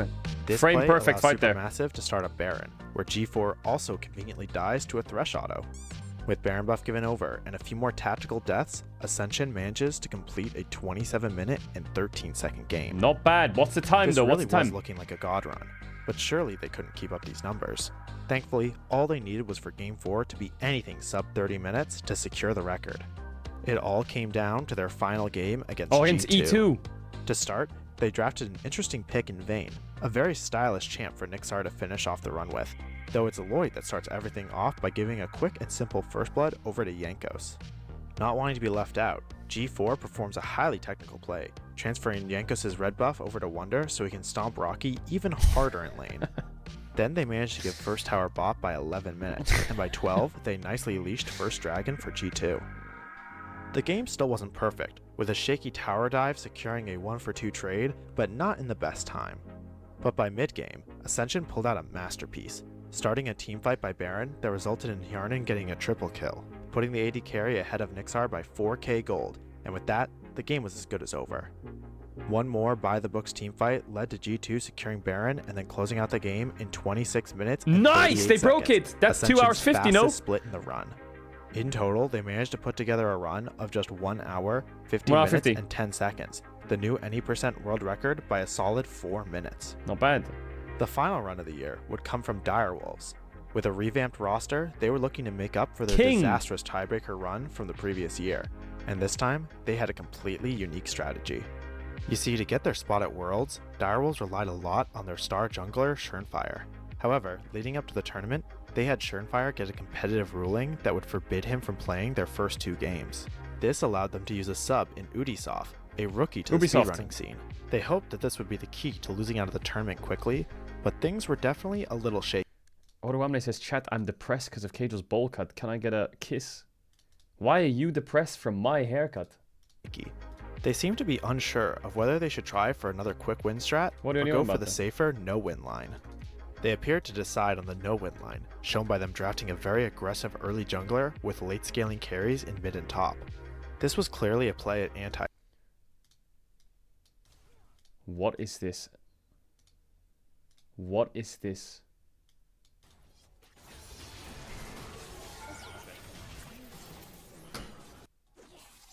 What is this? Carrier liked it though. Carrier liked it. Carrier liked it. Carrier liked it. He thought it was good. Good try. That actually was a good try, that Yone play. Ice energy. Yet the rookie You wouldn't get it. seemed to You wouldn't actually get be it. trying to win, using his ult to peel for his team, Chat, you and wouldn't even get it. securing Baron as he died. Regardless, by the late game, they seemed to have figured out their plan, and managed to finish off their quick win. But the game ended up going over 34 minutes, definitely not a good pace. Game 2 started off What the even fuck? worse. Bad with pace. First Blood They won a only game. coming in after 10 minutes in game. They had a few decent EDG plays, Ray like and trading Clear 2 Love. inhib turrets for a single kill, but you could see their desperation, especially when attempting the most obvious bait of all time. Was this in the LoL Direwolves Park? did manage a beautiful ending to their game, trading Nexus for Baron, and even managing to give away the Baron anyways. But with a game time of 33 minutes and 3 seconds, Direwolves needed a miracle for their final 2 games. They tried subbing back in Schernfire, and while he did manage to lose game 4 in just 24 minutes and 6 seconds, it was too little, too late. Direwolves would get a time of 2 hours, 6 minutes, 60 and minutes 26 too late. seconds. 60 minutes. Despite Ubisoft trying his best, he just couldn't make it happen. But he does have great taste in YouTube videos. So 2018 would conclude with Ascension definitively holding the any % world record. But with many teams hungrily eyeing that title, no one assumed they'd hold it for long. And they couldn't have been more wrong. Wait, why is Ubisoft in the chat? I tried. What? What do you mean you tried?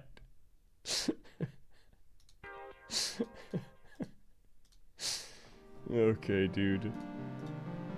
2019 started off with some familiar faces. and Legendary detonation cameo, focus it's beam. true. Evie was here looking to take back his record, and the run started out solid in Game 1 versus Europe's Splice. DFM picked the controversial Nocturne mid, something only Vedius could love, but with the potential to allow quick and tactical ints across the map, it could definitely pay off. And it did. Throughout the game, the Nocturne pick continued to show its worth, snowballing fights for the enemy team time and time and time and time again. Though the highlight of the run would have to be the fantastic teamfight where DFM looked like they were actually going to kill Splice, only to perfectly stack up for Xayah and Kennan's ults to wipe them.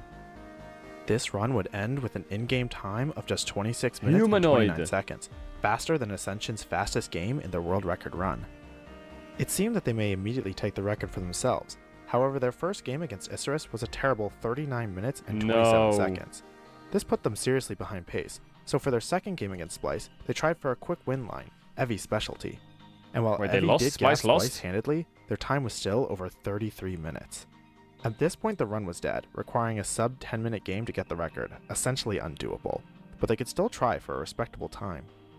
However, their final game would set a record, just not one any of them were looking for. This final game against Isurus would be a horrendous 1 hour, 3 minutes, and 24 seconds long. The longest single game in any airport speedrun I've seen, and one of the longest games played at Worlds ever. 2 hours, 42 minutes, and 58 seconds would certainly not be good enough to beat Ascension's record, but there were still others ready to do better. One of the favorites to get the record would be Southeast Asia's Mega, as it was made up of the top, jungle, and mid from Ascension, plus a new Korean bot lane duo. However, calling their run mediocre would be generous, as they didn't play a single game for less than 34 minutes. People were beginning to worry. If the current record holders themselves couldn't even come close, that didn't bode well for future runners, and people started to get desperate.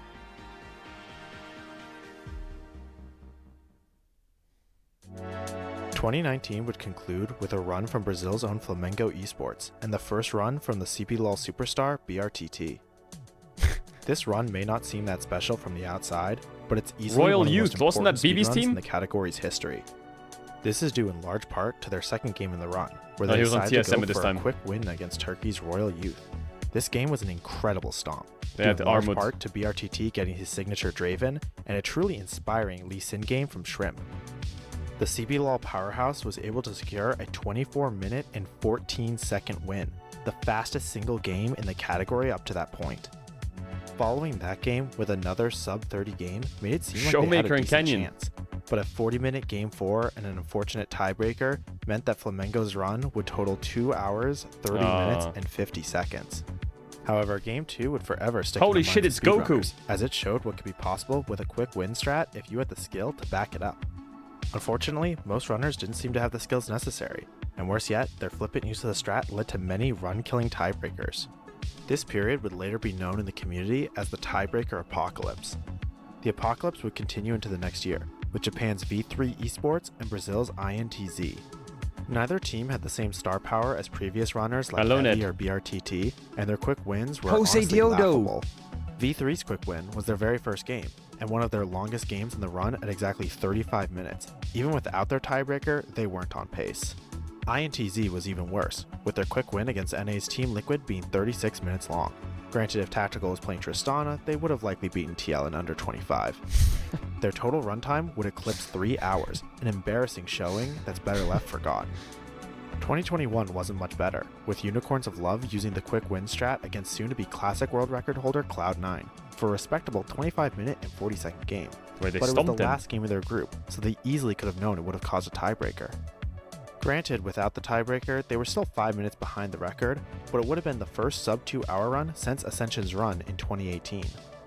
Thankfully, the newly Why do I feel like this unified is leading Latin up to like a American region really sent a team called funny... Infinity, who opted for the safer no-win strat. However, they never really found their footing and only managed a 2 hour, 1 minute, and 46-second run. At this point, it seemed certain that these quick win strats were just fundamentally flawed, but just as it seemed like runners were finally going to try other strategies, Riot did what they do best, god, that MF messed everything up. What did Riot do?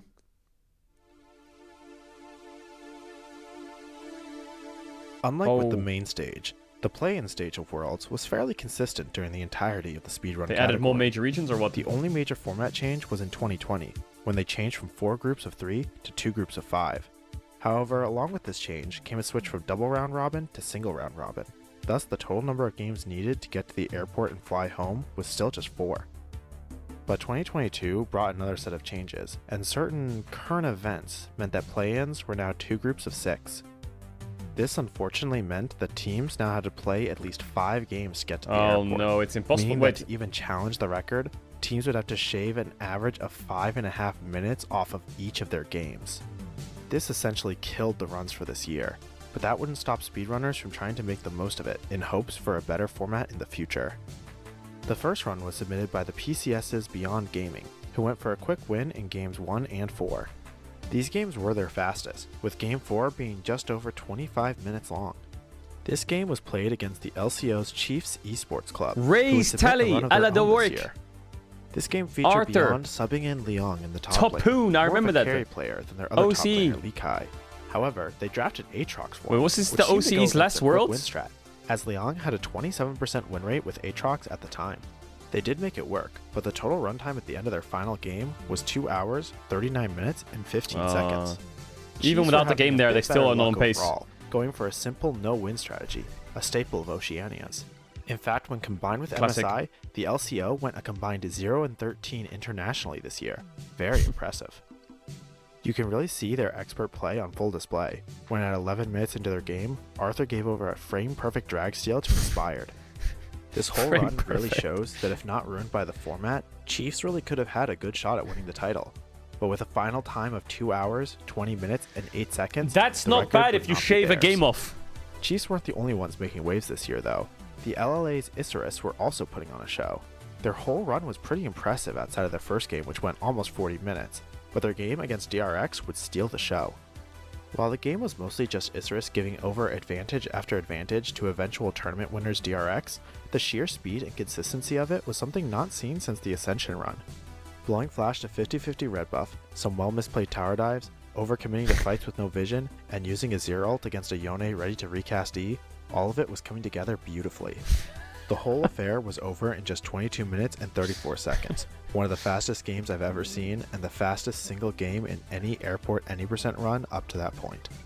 However, But they was it still enough? couldn't overcome the No. new format, and in the end they had a total in-game time of 2 hours, 26 minutes, and 52 seconds. Close, so close. The final run of the year would be submitted by Turkey's Istanbul Wildcats.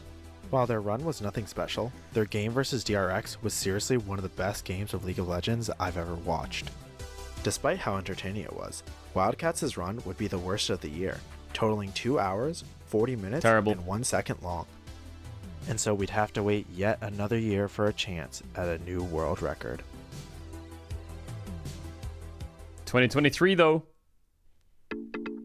With 2023, Riot yet again changed the play-ins format, this time completely removing the group stage. Instead, there would be 2 simultaneous double elimination best of 3 brackets that would feed 2 final qualifier matches. As a result, there would be a much larger variability in the number of games played by each team. This would also completely eliminate the fast win strategy, as winning a game would just mean you'd have to play more games overall. Yeah, you can't do the fast win So the strat. best strategy would be to quickly go 0 and 2 twice, once again meaning you would only have to play 4 4 games. This made beating the record a realistic goal once again. But before we get to that, we need to address a notable exploit discovered this year.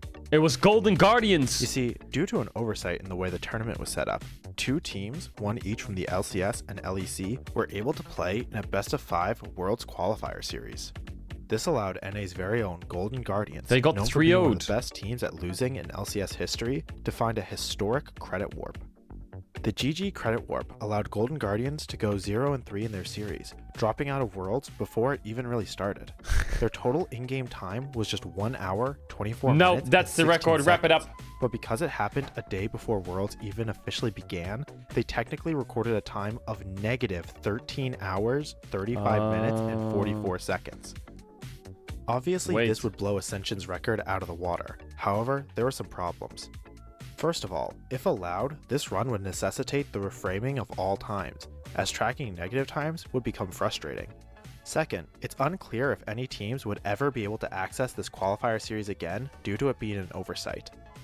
And third, many runners felt it was unfair, since only an LCS and an LEC team were allowed to participate. True. All of this led to the decision to disqualify the Disqualified from the run, even though a few in the community still felt it should have been considered fair game. Either way, you can't deny that Golden Guardians created history, and immediately following it by dissolving their organization. But that's a glitch run. That's a glitch run, chat. No, that's the glitch run. Wait, chat. The world stream went offline. We're back.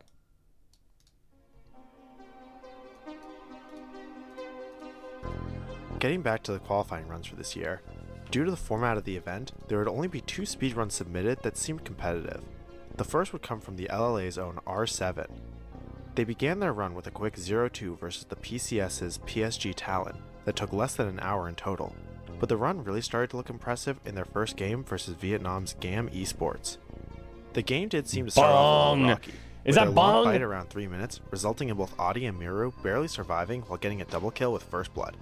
However, Miru was able to correct this before 10 minutes by giving a shutdown over to Caedrel. Chat, we're gonna have to skip to see who holds the record because we got 6 minutes left. And I want to listen to the song and change t-shirts. Resulting in a 1-for-3 that cost them their own towers instead. Following up with some truly inspirational plays, like just walking into a Baron fight to die, essentially sealed the deal, opening up the base for GAM to end. At this point, their run was 1 hour, 25 minutes, and 9 seconds, and with 1 game left to play, they need to do it in 25 minutes or less. A tough challenge, but by no means impossible. Their final game started out fairly slow and methodical, but by the 14-minute mark, they began to turn it up, with a very sudden and very deep tower dive, making this play somewhat of a signature of theirs. Following up with another play where they all just run towards an objective fight to die, it was beginning to look like they were going to rely on many of their most common strategies to finish off their run. However, their more passive play in between objectives and tower dives was beginning to lose them time. So when they tried for a final game-ending teamfight around Dragon, they were devastated when they weren't able to lose definitively enough to allow GAM to push They were devastated. This led R7 to panic, trying to improvise more plays to lose the game. But unfortunately, R7's playstyle was never really about improvisation. It was about doing what they did best, over and over again. So as they passed the 25-minute mark in game, they knew their run was over. Yeah. Their final time was 1 hour, 56 minutes, and Close 16 though. seconds. 2 minutes off. 6 minutes and 6 seconds longer than the 6 minutes record. off. This was devastating for the LLA, Oh my god, whose chat. fans desperately wanted their region to finally achieve something truly great. Chat, we need to figure out who it was. Evi was already looking to get a new PB for the first time in 7 years, but Hawks would have to keep up the pace if they wanted to finally dethrone Wait, Ascension. this was this year. However, their second series Ascension still in the lead. Ascension, no one got it yet. It would be against 100 Thieves. Usually an airport speedrunner would be happy to face off Wait, against did any major SHG region team, break it? even from NA, as an LCS team had never failed to make it out of play-ins in the history of Worlds. But this time was different, as 100 Thieves had just made history as the first team to ever lose a series to the LLA at Worlds, and the first major region team to lose to the LLA in a series in any international event. Not only that, but they even managed to lose a game with Aurora, something that Hawks had built their strategy around being impossible. However, Hawks were good, and they were willing to take risks. And so, perhaps inspired by 100 Thieves, they decided to see if they could lose with Aurora as well, drafting it for Evi in Game 1. This game started off fairly slowly though, with First Blood only coming in around 9 minutes. And in teamfights, Hawks seemed disjointed, confused, and indecisive. Eventually they did get a decent teamfight, giving over Baron and 4 kills, allowing 100 Thieves to start taking towers. Soon after, Hawks fully committed to a losing teamfight, all while giving Renekton free access to their base. This game would prove that it's not just 100 Thieves that can lose with Aurora. The game would end at 31 minutes and 30 seconds. It sounds like a bad not time. Not as good as their previous times, but they weren't out yet.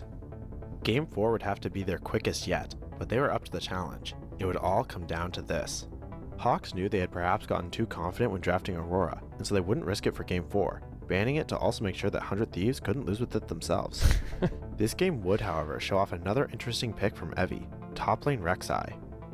Evie's Rek'Sai is something special, as shown by his incredible ability to tank 3 tower shots for some reason.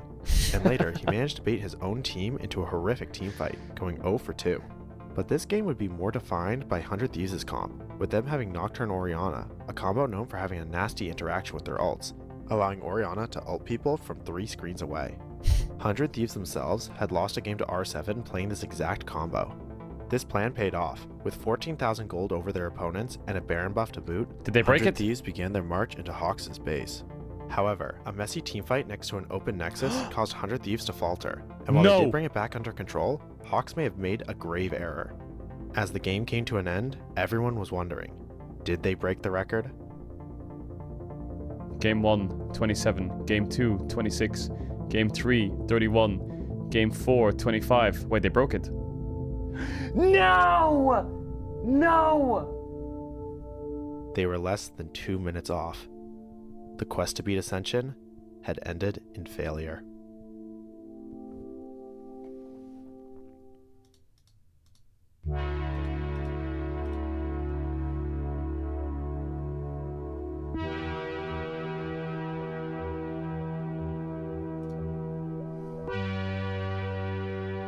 A little insight to my speedrun in 2018 with Dire Wolves.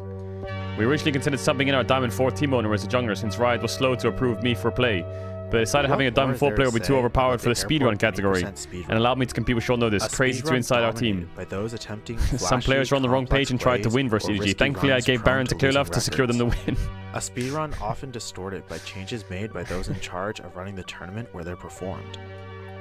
A speedrun still held, to this day, by a relatively unknown 2018 Southeast Asian team SEA holds the fucking... risky, but just showed 5 guys doing what they do best. SEA holds the record. It's not inconceivable, it's probably even likely, that someday someone will beat Ascension's record.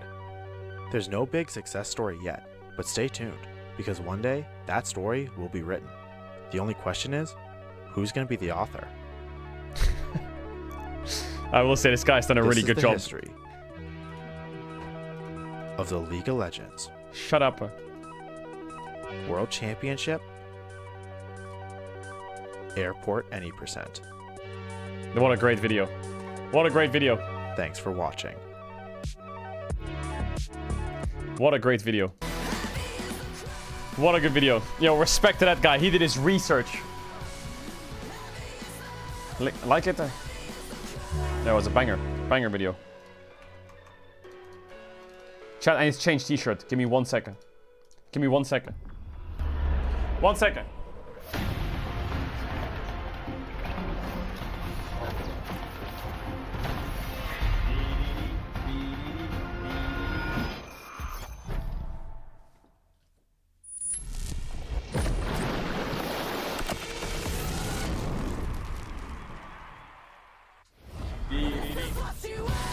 Okay! This is down 1 win!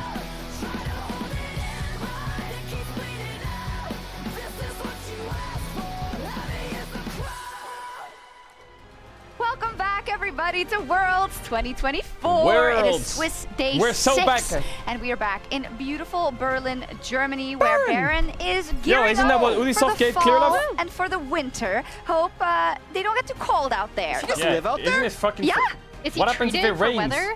Yes. What happens if it rains? Of course. What happens if it I'm rains? glad you asked. My name is Shax, and I'm here with Jet. And as you have doubtlessly already heard, Emily has finally joined us. Emily's here. Oh, we're really happy to have you here, Emily. Yeah, Emily's got tier You missed analyst. a lot of action, but on the plus side, all the elimination games or the qualification games are now. So You got to see let's it from go. 14 teams to 1. Yeah. Yeah. Amazing. Today, my Let me predictions just ask are you, what have been simple. your biggest takeaways from the Swiss bracket? I think we expected Gen G to get out, right? As one of the DK will tournament win. favorites. The thing that surprised me the most as an LPL enjoyer was the fact that LNG are the first These team are the out winners for today.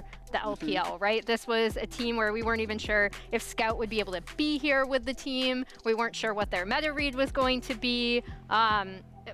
I mean, a lot of LPL analysts, myself included, were thinking that Weibo might be even better than LNG coming into this tournament because of the way the bracket shook out for qualifiers. And their meta response was really good. And the crazy thing is, they still might not be the best LPL team. Yeah. It's just they were the best LPL team. Chad, there's so many good storylines for Worlds. The LNG storyline is good. The Peanut storyline is good. The T1 storyline is good. The Hammer Life storyline with Peanut is great. The DK Dark Horse run is possible. Into the BLG versus T1, who apparently is The actually really good G2, again. are they good storyline? Here we are indeed. That means that the LPL does already have LNG in, the LCK has Gen G in already. Chovy and of course, storyline. Mad Lions Koi and Pain The Gaming, BLG unfortunately, griefing are early in the out. tournament storyline. Moving on maybe Some good to ones. some of those regions where we lost MPK The 100 Thieves for the storyline was a good one. LEC. That was my personal favorite. But yeah, we have G2 and Fnatic left. Emily, what are your impressions of our last two seeds? I mean, I think G2 are good. Like, I am more confident in them than I am in So say we all. in That's Fnatic. fine, you can say that. I'm gonna mute the alerts now. I mean, I think the more frustrating thing with looking at Fnatic is you do see the talent and like ability in this team, and then their decision making is not always the best. Absolutely. And on the side of G2, they are in a very similar position that they were in last year. Last year they were 2-0, but they've been in this 2-1 series before. They have 2 chances to win a best of 3 and advance. And I think just the fact, even if some people would say they, like, I've actually heard people say, oh, G2 was better last year than they are this year. Yeah. I think literally just having the experience of what they went through last year will actually make them stronger this time around. I think that is a great point. Let me ask It's you funny. this. Do you feel like for us to get It's hard, you know, because like, let's say G2 lost to Weibo, then the whole narrative's gonna shift, right? They're bad, we're fucked, we're all screwed. But because they won this best of 1, we're like, fuck yeah! G2 might actually beat T1! It's not the only way, but it's And I'm living for it. I'm here for it. Yes. That's my. I like that For shit. G2 It specifically fuels as well, me. because they've beaten the LPL in a best of 5, let alone a best of 3, and they'll have 2 chances. So I think there's a decent chance. We'll see. Same goes for LCS, of course. Emily, what have you thought? I mean, of your historically, I mean, I'm not saying that it's just that's the argument, right? Like, overall, G2 versus T1 at MSI, they had a close a series. little bit more of a FlyQuest defender on. They had a pretty close series. I do think they We got that. come into compositions where they G2 will did have really an well idea in of, like, Hammer Life. This is how we want We got pieces of evidence that we can pull out and be like, you know what? Had some really good I think there's a chance. Yeah, they got 3-0 the second time. Yeah, like I said, we're gonna cherry pick here a bit, okay?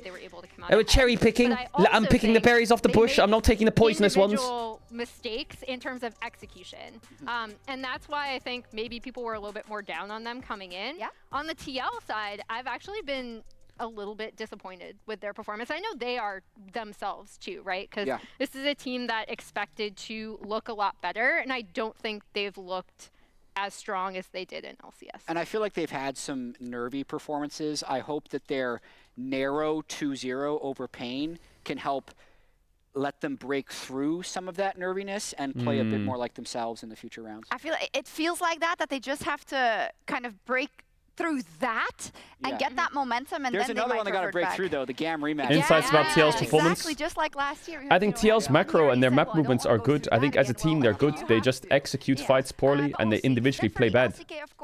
I feel like it's as a team they're not bad. Giving the LPL a run for their money.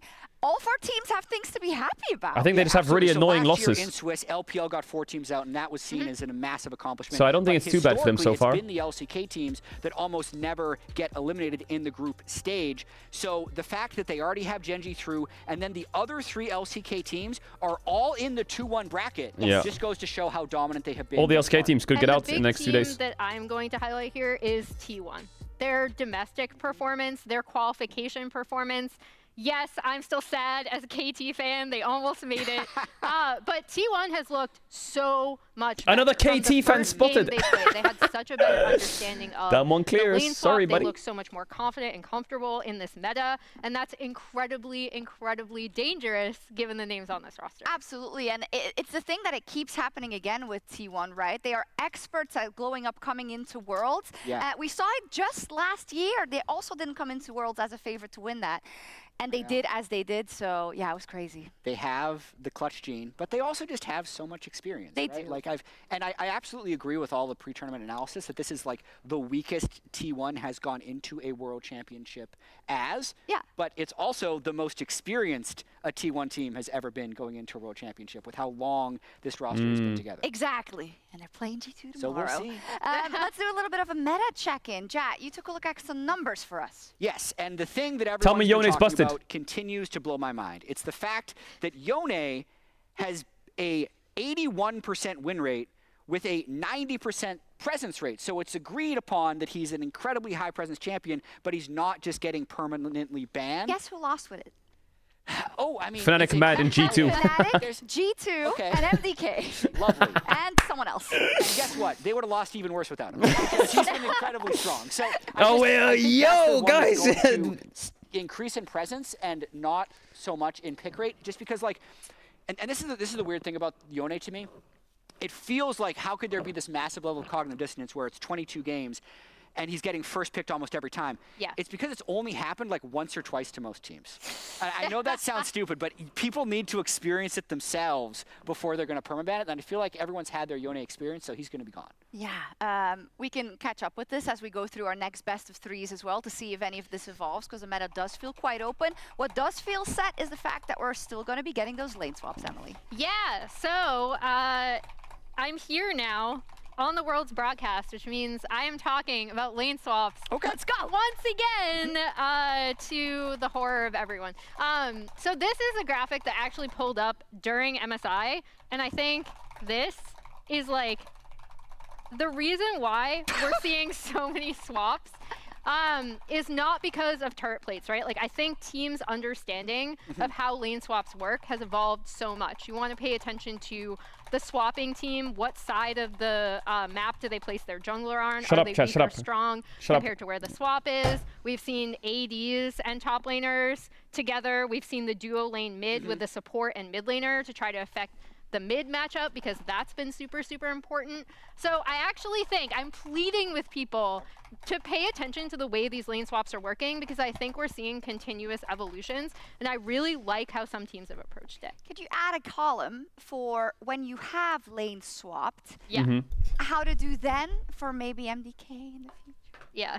I can't Maybe write some this other up. teams. Yeah, we don't have What room not on to this, do. but Okay, I'll no fix it. problem. I'll fix No it What for not next to We do. don't really need it right now. Anyway, Start the game. so with that, and I'm glad we have Emily here to talk about a lot of lane swaps. We will be lane swaps. We will be seeing today. We do have D plus Kia up versus top esports for spot in the quarter. D plus wins. Show me your predictions now. What do we want to focus on? What is going to be the central matchup? Show me your predictions and say D plus is going to win. Say it, Emily. Say So it. this is going to be Say a it. combination. Emily, So I it's trust gonna you to be say it. The way that like Tien and Mako are able to affect the map versus Lucid and Moham. Because when we compare just generally these two junglers, obviously you have Tien on one side who's so remarkably experienced, right? Like he has had historically such like strong domestic performances in high pressure situations. He's talked about some nerve issues, which we've seen with this TES team already, is kind of something that goes hand in hand with talking about them. But on the other side, we have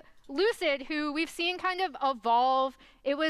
There were rumors as to whether DK would even stick with him going into summer. True. They have stuck with Tarzan him. was on the board. He has continued to grow as a jungler. So I think in this, we're looking at I forgot them about that, combined actually. with their support and how they're able to affect the map, especially in a potential lane swap situation, which we might be talking about. And I think the most interesting thing about all of that you just said, Emily, is Did you see Perks' the tweet? nerves on TES. On when they said Mad Lions are looking for a new mid laner, Perks tweeted, "Yo soy Lucas Perez." And he buy.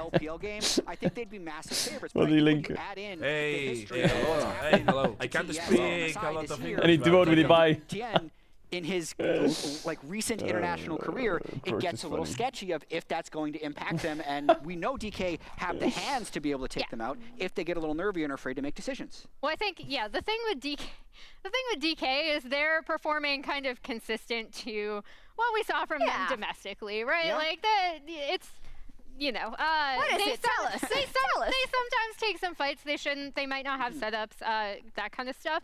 But with TES specifically, this team has had some phenomenal domestic performances, right? Yep. Just like TES is a strong in terms team. of their macro understanding, the way they've been able to set up fights, and then they lose to Weibo and don't even make summer finals, right? So it's like, how are you looking at this team in high pressure situations, and specifically with Tien and Mako, and whether they are able to lead? Because I think they're both incredibly intelligent. Jackie's did the same thing, and he's under contract. From the games that these teams have played so Oh far, my because God, Jackie's. And the You teams that they've can't do played that under against contract, have man. not necessarily been equal. So we have the TES goal graph. They've only played 3 games, and the only game they lost was this one against Gen G. Otherwise, they beat T1, who we're talking up as being this team that has suddenly arrived on the global stage, through good mid-game team fighting, and they smashed Fnatic. On the side Okay, you didn't have to say the word smashed. D+, they had the 0-2 to Ooh, look at those LNG, gold but graphs in for order to D+. get there, they only had to defeat Fnatic and FlyQuest. So in terms of but the you would have to teams say that they only. beat or competed with,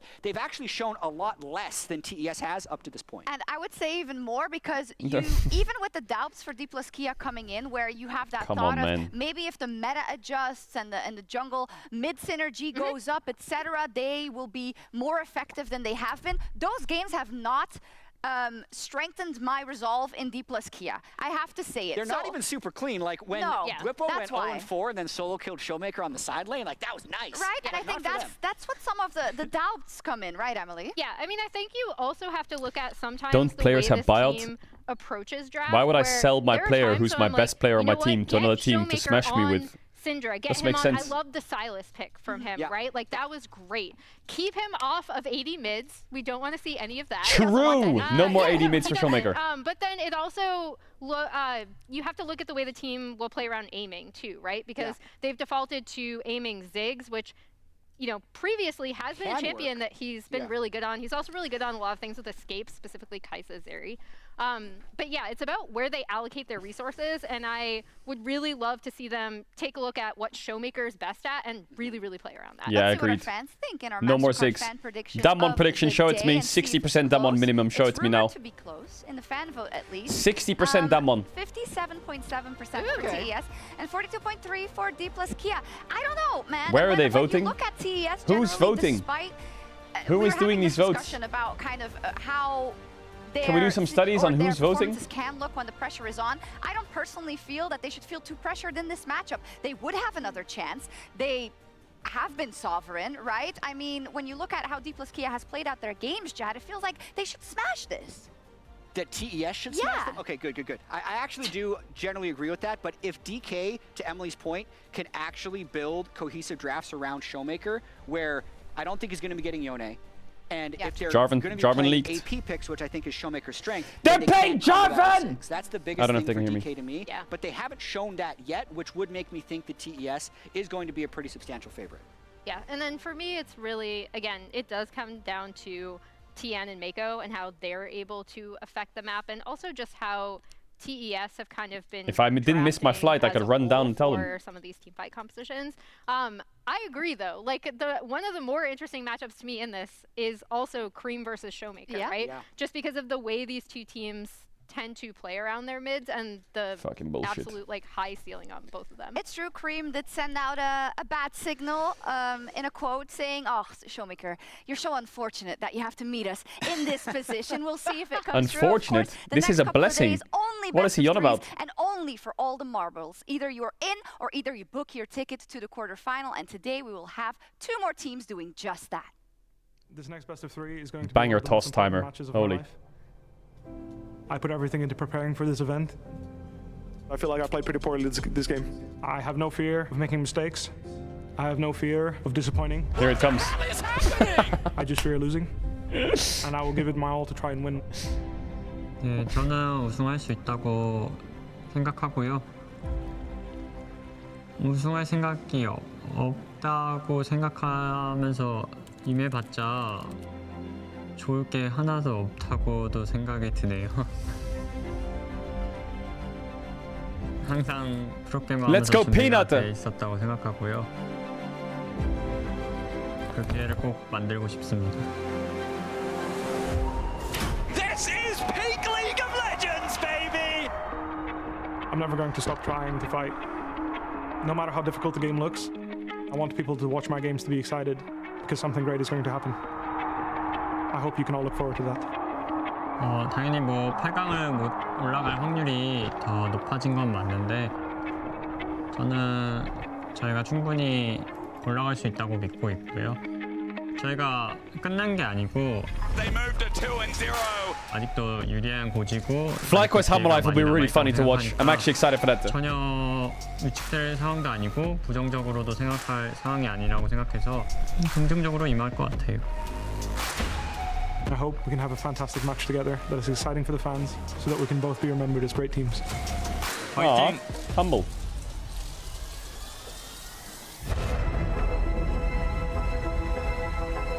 이게 정확한 비교가 될지 모르겠지만 King 제가 and 22년도 당시에 DRX가 정말 누구한테도 이길 수 있고 누구한테도 질 수 있는 팀이라는 평가를 받았었거든요. This year, no one was even paying attention to DRX. It's a roster of defying expectations.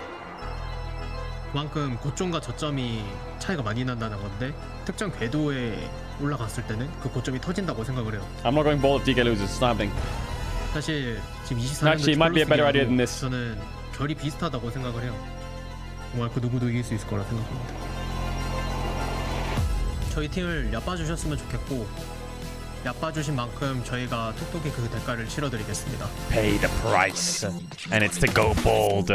就在我刚打职业的时候，就是其实我的想法就很简单，因为我就想在舞台上展示自己嘛，我就想让自己就玩得比较帅。It's not cinema if DK goes 2-2. It's not cinema.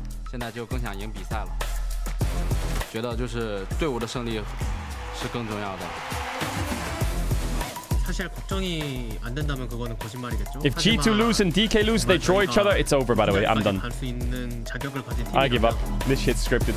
그런 걱정을 용기로 변환시키는 능력도 저희의 재량이라고 생각을 해서 그 부분은 저희가 이겨내야 되는 부분인 것 같습니다.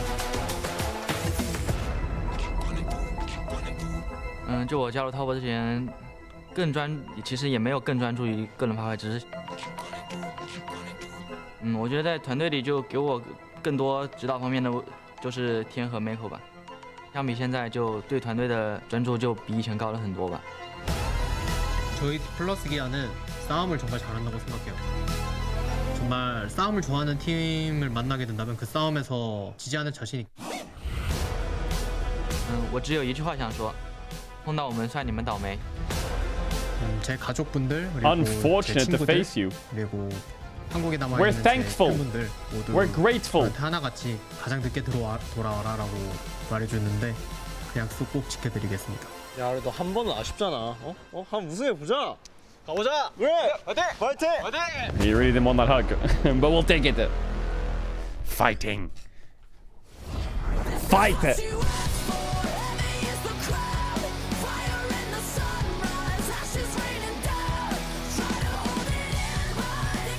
Talk to me, DK, talk to me. We fixed the draft issues. No more Ziggs, no more AP bot. Get aiming on Kai'Sa or some shit or some fucking Zaya. Welcome back to Worlds 2024. Oh, Captain Flowers. Oh, yeah. Welcome back to the second half of Swiss stage. And welcome to the answers y'all have been waiting for. Yo. Who is moving forward and who is going back home? I'm Captain Flowers, joined today by Azael and Vedius for these two best of threes, the first of which pits If he starts flaming Damwon up against D+ Kia. I'm excited to see who's going to make their way through towards the quarterfinals. Expectations are that Top Esports should come in as the favorites in today's matchups, which is crazy to think, considering that D+ Kia was in that 3-0. If you start flaming Damwon, Vedi, they ended up falling we're gonna have a problem. to LNG, but let's see if the same thing will happen against, in theory, I had a horrible day yesterday. If Damwon win today, yeah, I mean, it is scary for them. I think they definitely had a good opportunity to try to go through in that 3-0 bracket, obviously, but they had some easier opponents to get there, right? They beat FlyQuest, they beat Fnatic, they were able to get some of those more favorable draws, and now it is getting harder and harder for them. It feels like you lost to LNG. There was a lot of questions about the drafting in that one, And then now you're going up against Top. Oh, yes. Which I think is going to be a very difficult challenge. I think that's going to be a big question. How have D+ Come on. Kia adapted Start me their up. meta reads? Because, as you said, Yes. you're on the analyst desk for those days. We need a and I good remember you draft. saying that this Good is draft, probably good game. one of the worst I think it's the drafts worst that draft you've of worlds. Yeah. Ooh, we're in. Okay, here we go. I mean, it was crazy. Damn on red side. Wait, that's a free Ziggs ban. Thoughts?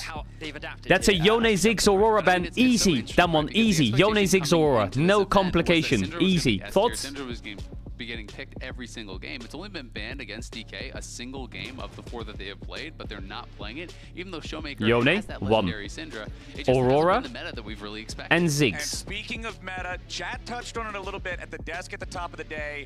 We've seen this insane Yone presence and teams refusing to ban him a lot. Everybody's at this point kind of already had their chance to say, yeah, nobody else can deal with it, but we can. Everyone's learned better now. Yone's Did a the prayer first for a ban good on the draft red there. side. And boys, I love to see it. This champion has proved to just be S++ tier so far at Worlds. So that's going to be your first ban for DK. Renekton ban. Alongside it, Gnar, Vi, and LeBlanc banned out by I like these bans from Top Esports because I think Bus. that they are kind of the foundation of where D+ Aurora Kia ban, right? found success in the Aurora past. ban, right? A lot of comfort for Kingin and the Gnar. Thoughts? Lucid so far at this tournament has been playing a bunch of Vi, being that early game facilitator, especially by Bang. playing through Showmaker, and they've taken his LeBlanc away. Does this now increase the priority on Was? Ari? Does this become Why? the champion that Why do they multiple- give them Aurora? Of course, making its way through. I don't get it. Absolutely, Aurora is up and available. You know, I If agree, you I think guys there's pick smart Ziggs here, bans I because will you're fucking banning fly LeBlanc over there as and the pause the draft and redo it for you. We'll say there was a bug. Say toilet issue if you pick Ziggs right now. Don't fucking pick Ziggs. Jax, okay, I like Jax. I like Jax with Rumble, Renekton, Ben. Skarner, play it safe. I like it. Drop AD carry for 4-5. Play mid on 3. 369 gonna play Cassante if this Aurora goes mid, and if it goes top, they're probably gonna play something like Akali. Be ready for it. Be ready for it. 2 Rumble games and 1 Renekton game alongside the Yone tax. That's both of these first half bans from DK. Cassante, okay, Aurora mid, that's counterable. She's short range. Maybe we can play a mage here on 3. Something like Syndra on 3 would be great. Or Orianna. Wait, they're gonna play... They could play Sejuani here, but they could also play Nocturne. Or they could play Wukong. And that's going to be picked in as the response. We've got Jax and Skarner for DK. Skarner, Yeah, Aurora Nocturne, Gen G classic. So far in the tournament, I think that's scary to play against. I mean, I'm not surprised because when we look at Top Esports, 369 hasn't really shown. How's Sylas into that? Is it good? Sylas into Aurora? Sounds fucking horrible. Xin Zhao. Wait, Xin Zhao's... Wait, that's actually kind of good for that one. Yo, Jax is actually having a good game here now. Now, like I said, guys, Aurora mid, short range, Showmaker. This is you, baby. This is a Syndra game, I'm telling you. It's good into Xin Zhao as well. No. Yes. Yes. Yes. Yes. Yes! Some discussion around would it arrive here No. at the World Championship, No. but we're going to get to No. see it first. No. No. What? Why? Why? Why? Why is just pick mid? It's gonna get banned now. Syndra's good against Xin Zhao Aurora, surely. Outranges, and it's going to Xin, knock him back in fights. And if you get ahead, the ultimate can create a lot of space in the late game. Not have to ban supports. Alistar Poppy. But it's going to be interesting to see Why? how well Tien is going to be able to perform on this pick, because Skarner does. What happens if they ban like Syndra or Orianna? As far as the utility you have I don't get in it. late game fights. D+ Kia prioritizing their support, basically saying that they're very likely going Yeah, to Poppy show ban him is the good. last pick, so we can see the entire draft. He may be thinking about a Sylas. Let him cook, chat. Let him cook. but Let him you cook. don't wanna have to blindly Let them ban cook. depending Let on them how cook. the bot lane Sylas rounds ban. out. Okay, we're gonna mage mid, easy. Boom, banned out. Just don't pick Ari. I don't want to see Ari mid. I don't want to see Ari mid. Please, The Poppy Showmaker. ban away to, well, that makes a lot of sense. I think Poppy in general is quite good into Jax and Rel specifically, so that's going to be removed. They may look to get rid of Alistar. Alternatively, they could get rid of the Leona. Both very meta-engaged supports that also just work well with things like the Jhin. Potentially a Kai'Sa that could come out from Top Esports as well. I like the Alistar TF? ban No, he's angle not gonna too, play TF. considering your opponents have already banned away Renata Sylas. ban. Normally that's So they get Alistar anyway, even though he picked Rel on 3. Why? Instead, Huh? to make sure they don't have They also banned Sylas, so I'm guessing they want Alistar even more. carries alongside the big counter dive in the team fights. Exactly. I mean, you already have 3 melee champions drafted in here. You know, you're talking about potentially even more going in if you're looking towards a Kai'Sa, if you're looking towards a dive champ for Showmaker. I think Renata is. Guys, they can just go Ezreal Leona on 4-5, can't they? Or Kalista Alistar. What do they have? They have Ezreal Leona, they have Kalista Alistar, Kai'Sa ban. Syndra. Syndra. Syndra. Syndra. Huh? and really are fulfilling Huh? a very similar role. But clearly, Top Come on, not wanting please, to man. allow It's your DK one to trick. get I don't get it. some of those prime Why isn't he playing it? It's his best is gonna champ. be banned out. In addition to that, Silas Orianna. Vittori Okay, we'll was take it. banned. It's a So mage. this might change things up, and We'll are take the gonna mage. get Orianna here. Why doesn't he go Syndra? What happened to Showmaker? First one of the tournament, so 5 games. Why 5 isn't he different playing? champs Why for isn't he playing? Why isn't he playing Syndra? When I think of Showmaker, I don't traditionally think of Orianna. He's No. always been that kind of... Think of playmakers and aggressive exactly. champs. I mean, he's It's okay, we'll take a mage. Showmaker, playmaker. That's a Playmaking maker. Don't forget the second maker. This is Showmaker Ash. scaled to 3 items and look for a Oof. They shockwave. could play Ash Braum But you have to give with the respect Xin Zhao. to Ash him, Braum, even Xin if it's Zhao. not one of his, like, We have to play Ezreal on most 5 then, or well-known champions.